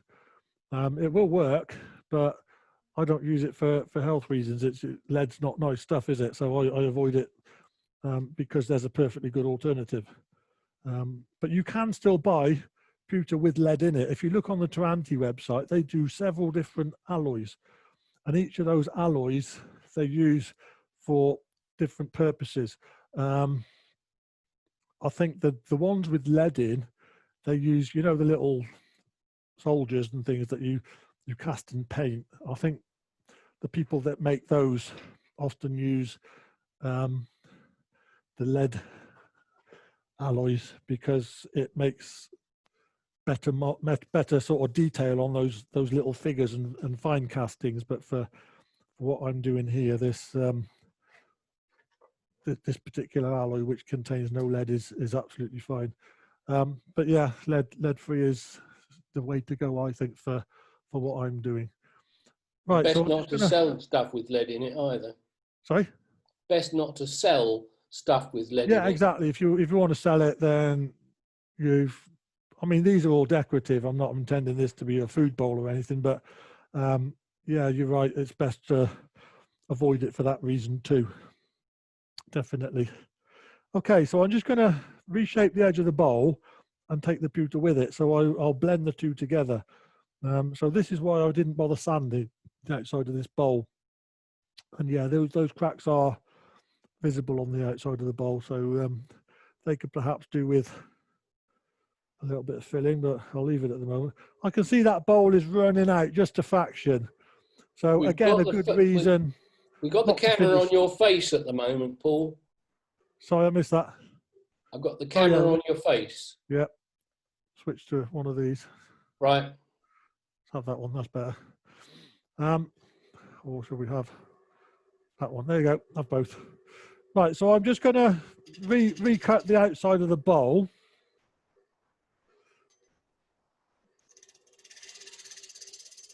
And it's running out slightly, only by a 1/4 millimetre perhaps, but by doing this, I'm not only truing up the bowl, I'm turning both pewter and bowl together, so I've got no problem with uneven joints. It's going to all sit together exactly where it should. So I'll just cutting in on the rim there. And I'm just carrying on with my gouge here. And you can see initially I'm taking off mostly pewter, just working back and forth across that rim until it's almost down to where the wood is. So I've got a big lump of shavings there that can go in the pot. And then we get to the point where the two blend.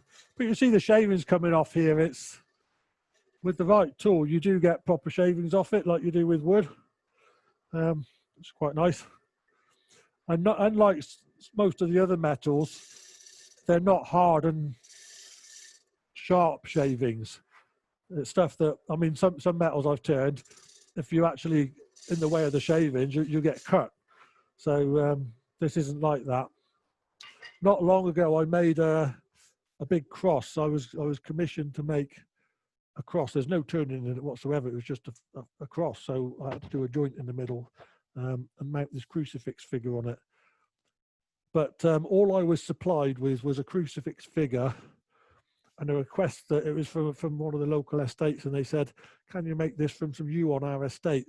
I said, you supply me the wood, I'll make the cross. So so that's what happened. And I cut this wood effectively from the round, cut a couple of boards, seasoned them for 18 months, and then sort of worked them and planed them flat and all that, made the joints and made this cross and then put the figure on it. But there was nothing to actually secure the figure to the cross. It had got the holes where the fixing bolts, nails, whatever should have been, like one in each foot and one in each hand. It was, as is traditional for the crucifix figures.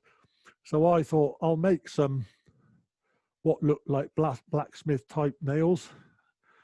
So I bought a rod of bronze, cut that up and made 4. I mean, I made bolts and put nuts on the back and threaded them.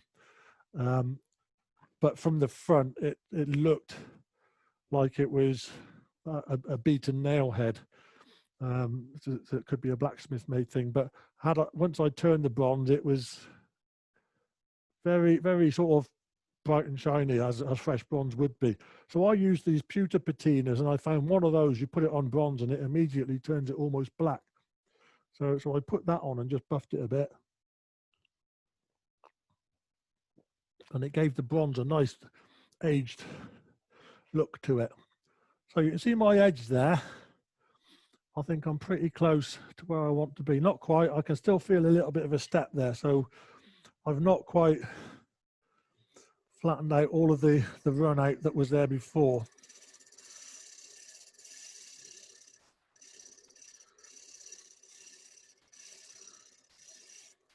Do the top bit, come around the other side. And I'm sort of doing pretty much all of this with that shearing cut with the handle dropped well down. I'm just going to move this right in the center of this rest here. It sticks out a bit. So when I want to get my tool right down, it actually hits that bump and it lifts it up. So I just need to reposition my rest slightly. I'll leave that there. So I'm away from that center bit. I've had this for years, this rest, and it's not actually off this lathe, it's off my other lathe, but it's a good length, so I like using it on this one as well. And That feels better. Yeah, that's better. You see, I've just curved the edge into the edge of the pewter. Put it on the other camera, you might see that better. So I just curved that in on the edge. So that edge is pretty much done. I've got to do the face and the inside edge now. So I'll bring my wrist around. I'll just go across the face. I'll just carry on with the spindle gouge. I could pick up the scraper and do it with that actually. Doesn't matter. They all do the same job in a different way.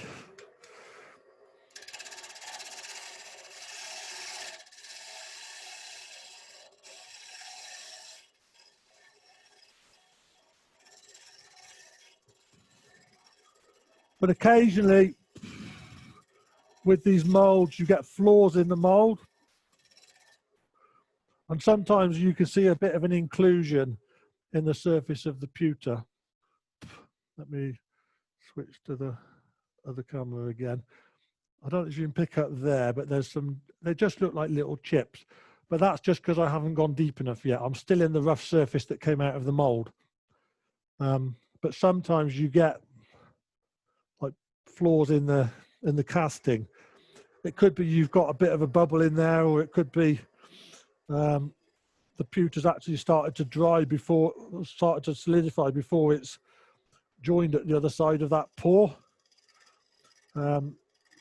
Either way, it's something you probably want to avoid. But if it's some of these flaws, you can just cut them out. You just cut a little bit deeper and they disappear. But some of them actually seem to go very deep and you can't cut them away. So it's either a case of you live with it or you hide it in some way. One of those so-called design opportunities, perhaps. Or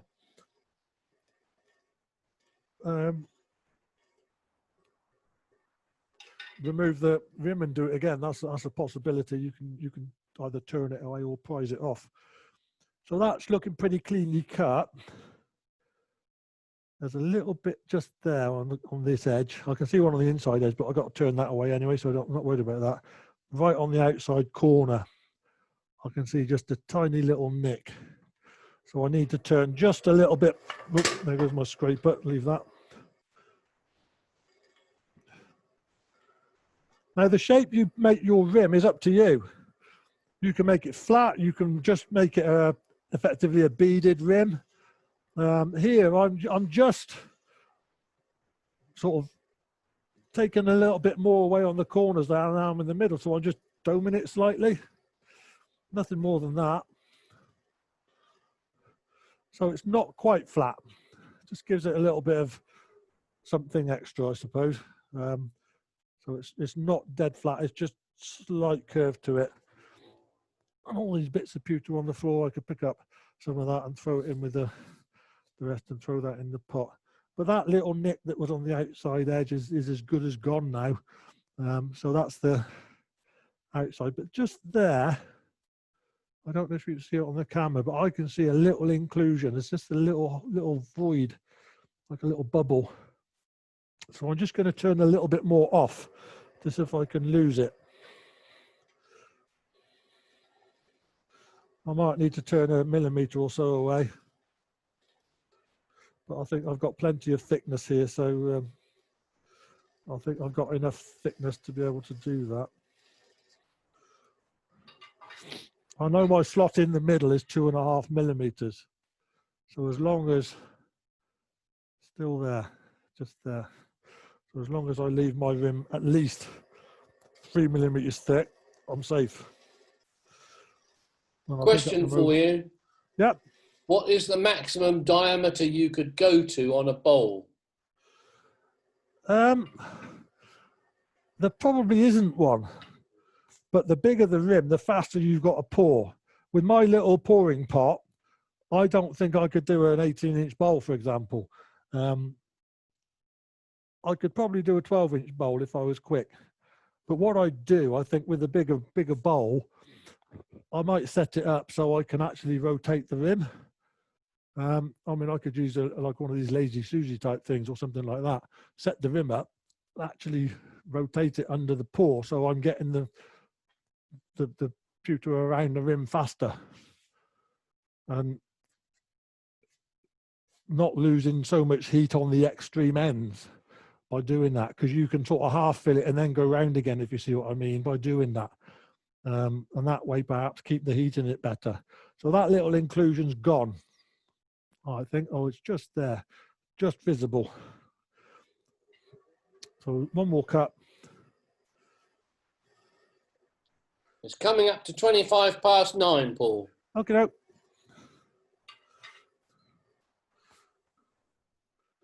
Right, so I think that's as good as gone. We'll just do the inside of that. Get rid of that lump of pewter. Drop it in the pot. So on the inner edge, I'm going to switch to my scraper, which I'll drop in the back of the lathe.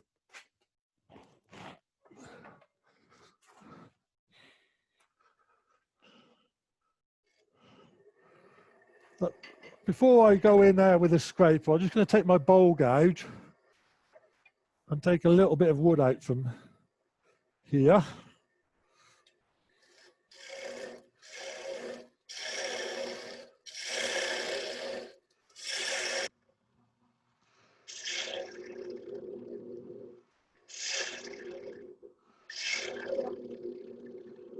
The bowls I do with pewter rims are not generally what you call thin wall bowls.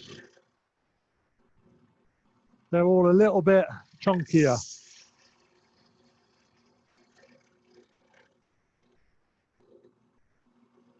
So here my wall thickness is going to be as wide as that pewter rim. So I'm not aiming for delicate. But what I'm trying to do here is just make a start on hollowing that bowl out.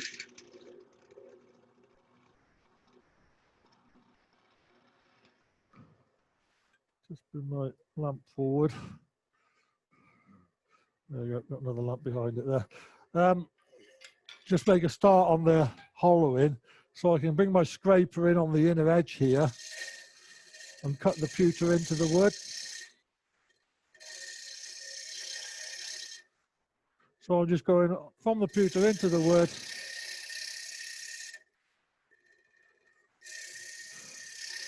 Just to get that edge started. Once I've done that, I'm just going to move this camera so I can stand somewhere near the back end of the lathe. So I'll get my gouge in here. Is that right? I'll come in on the pewter rim like this. A bit of a catch there, so I'll just change my angle slightly. Go straight in on the rim.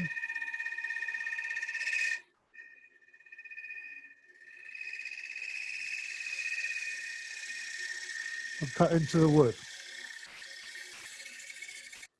So that's given me a good edge, hopefully, from the pewter to the wood. Let's just check that. Yeah, that's not bad. So I can at that point hollow the rest of the pewter.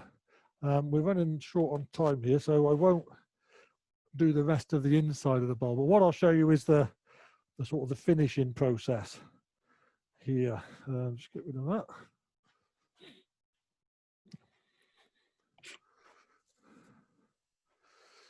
Get rid of my cardboard. Right, so sanding here, as with any other bowl, is really what I say to start with. Lost my sandpaper. I've got a wooden block with all my different, oh there it is, with all my different grits in. Right, so I'll start off on 120. That's it. So if I start sanding the wood, that's fine. But if I sand from the pewter onto the wood, what I'll probably do is drag pewter fragments into the surface of the wood. Again, that's probably a good reason for choosing the darker coloured wood, so that's going to be less obvious. But also, you don't want to do it because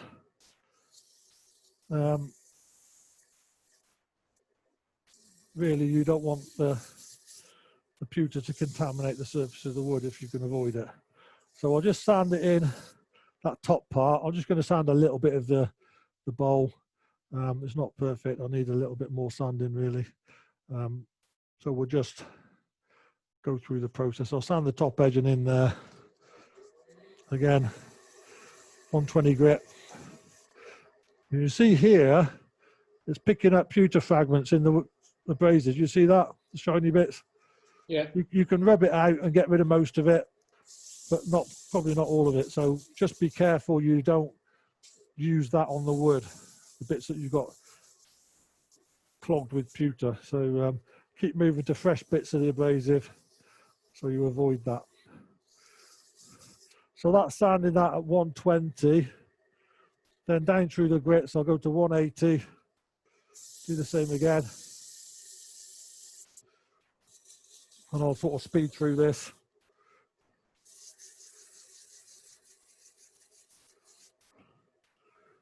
And then 240.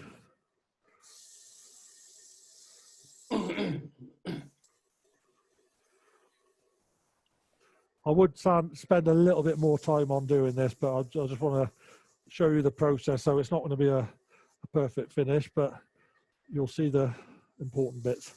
Now we're on 320. I'll sand down to 400 generally, both wood and pewter. And you notice when you sand the pewter, you can feel the heat coming from it. The friction of the abrasive on there does start to produce quite a bit of heat. More so than the wood, I would say. And then down to the 400 grit. So if you like the brushed effect, you can just leave it at that. Sand to 400 and stop, and you've got brushed metal as your surface finish. See that? So we've got a brushed finish. So if you like that, you can stop there. If you want to go yet finer, I'm just looking for a bit of wire wool. You can pick up some 4/0 grade wire wool. There it is. Let's get a fresh bit out of the packet.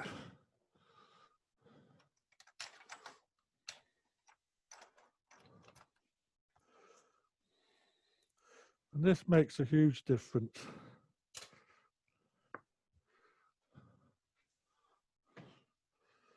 Right, so there I just got a lump of 4/0 wire wool. Run that over the wood and the pewter, don't matter about doing both with this. Do the top face and the inner surface. And you see that's taking on more of a shine. Mm.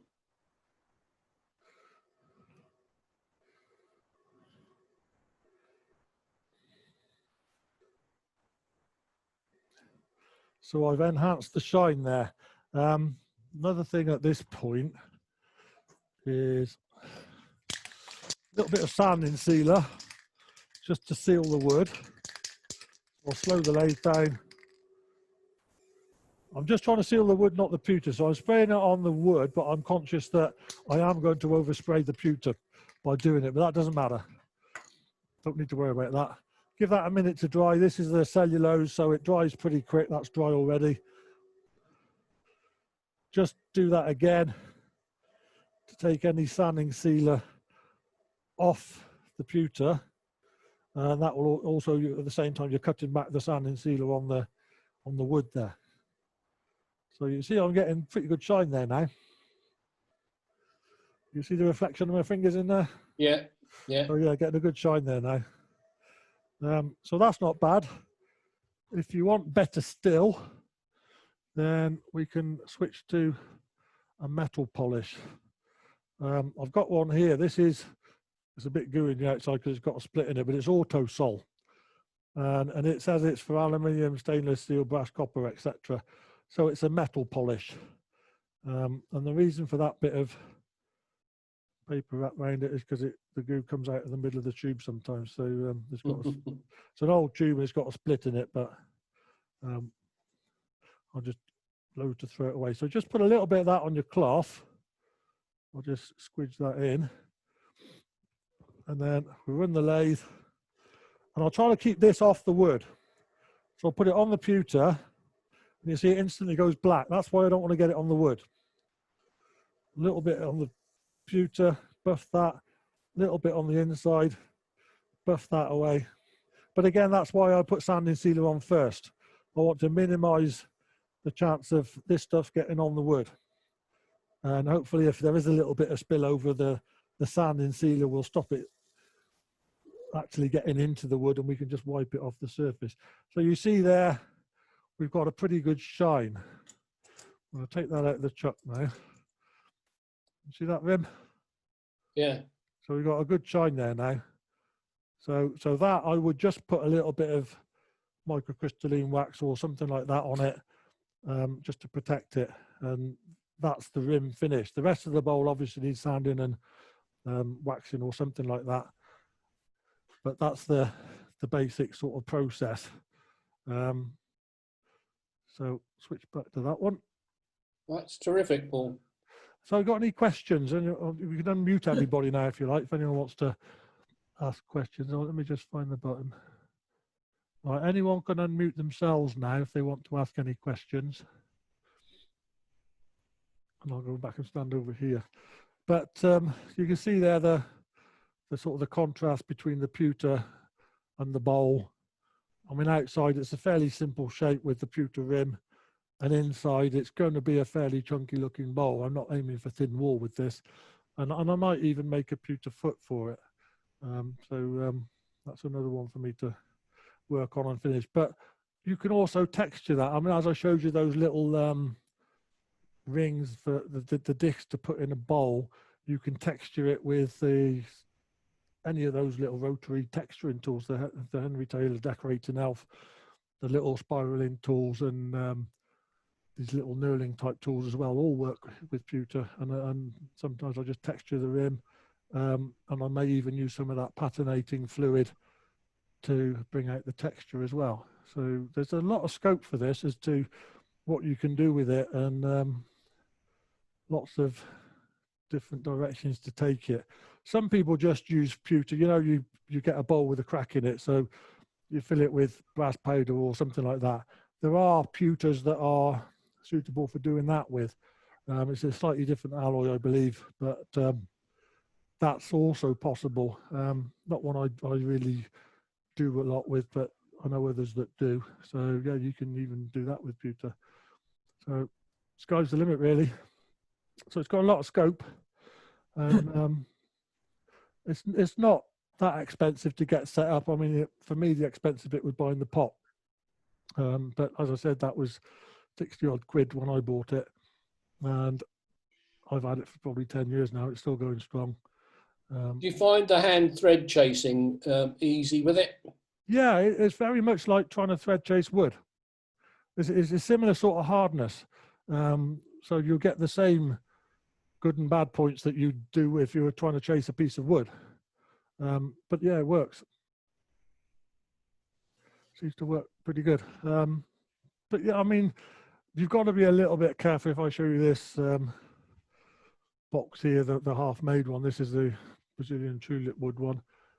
Because pewter is quite soft, I've left a bit of a longer thread on that. If I was just making a wooden box, I'd only have 2 or 3 turns. So when you put the lid on, you've not got to turn it too much. But I've left that a little bit longer because pewter being soft, I think you just need a little bit more sort of thread there, just for mechanical integrity, really. Yeah, just be aware of the fact that pewter is quite a soft metal. Right, over to you, Dave.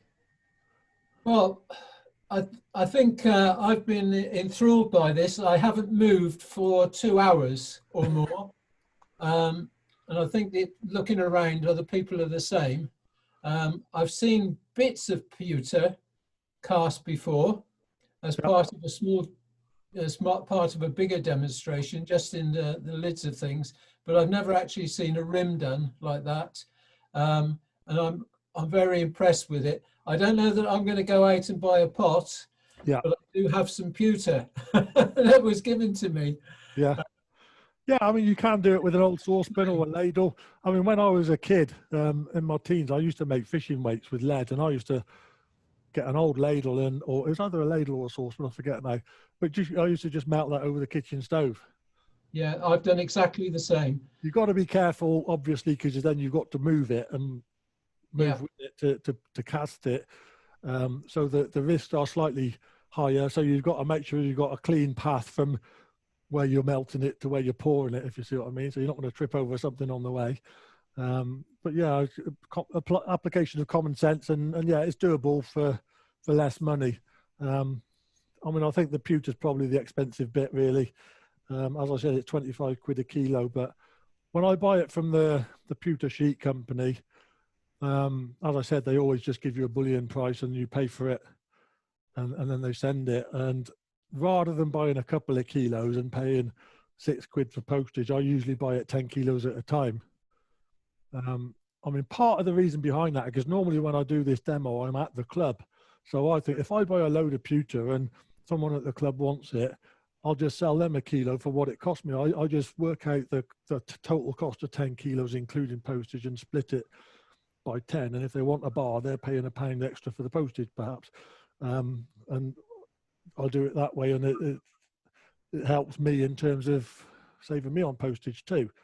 I mean, I don't make any money out of it, but it helps to split spread my postage costs with whoever else buys a kilo here or there. But obviously, doing remote demos, you can't do things like that. but yeah, I mean, I know that if I buy 10 kilos, I'll use it up at some point anyway. So yeah, I don't mind if nobody buys it, I'll still use it anyway. So it doesn't matter to me.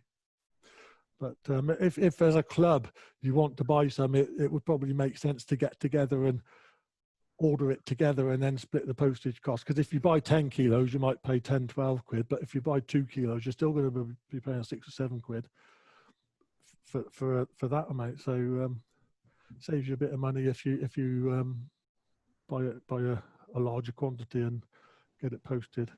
But yeah, the company I go to, like I said, they've got a website, Pewter Sheet Company. They're based up in the Midlands. They don't do credit cards. So you phone them up or email them and say, this is what I want, how much. They'll give you a price, including delivery. And you either send them a check or do a bank transfer. And once they've got the money, they send you the stuff. And it's always worked. And it's always pretty quick anyway, even if you're not doing an instant click and buy. It's always done within a few days. Right. Has anybody got any questions? Anybody else got any questions? Or can I just? I haven't got not a question, but could we just say a word of welcome to Phil Coop, who's a visitor tonight? Welcome, Phil. Yeah. You come to a virtual club. Hope you've enjoyed it. Oh, I certainly have. Certainly have. Good. Right. So on behalf of everybody, then, can we just give Paul a good round of applause if you're all unmuted, please? You need to unmute yourself. Thank you very much. A little unmuted. But if anyone's got any questions farther down the line, then they can always drop me an email and ask. You know where to find me. I'll put a copy of this recording online and I'll send you the details so you can share that link between you, and if there's bits you want to see again, then it'll be there for the next month when I put it up there. Fantastic. So, it's there for you to... On behalf of everybody, thank you very much, Paul. This is been our first online demonstration, and I don't think it will be the last, to be honest, seeing the way things are going. Can I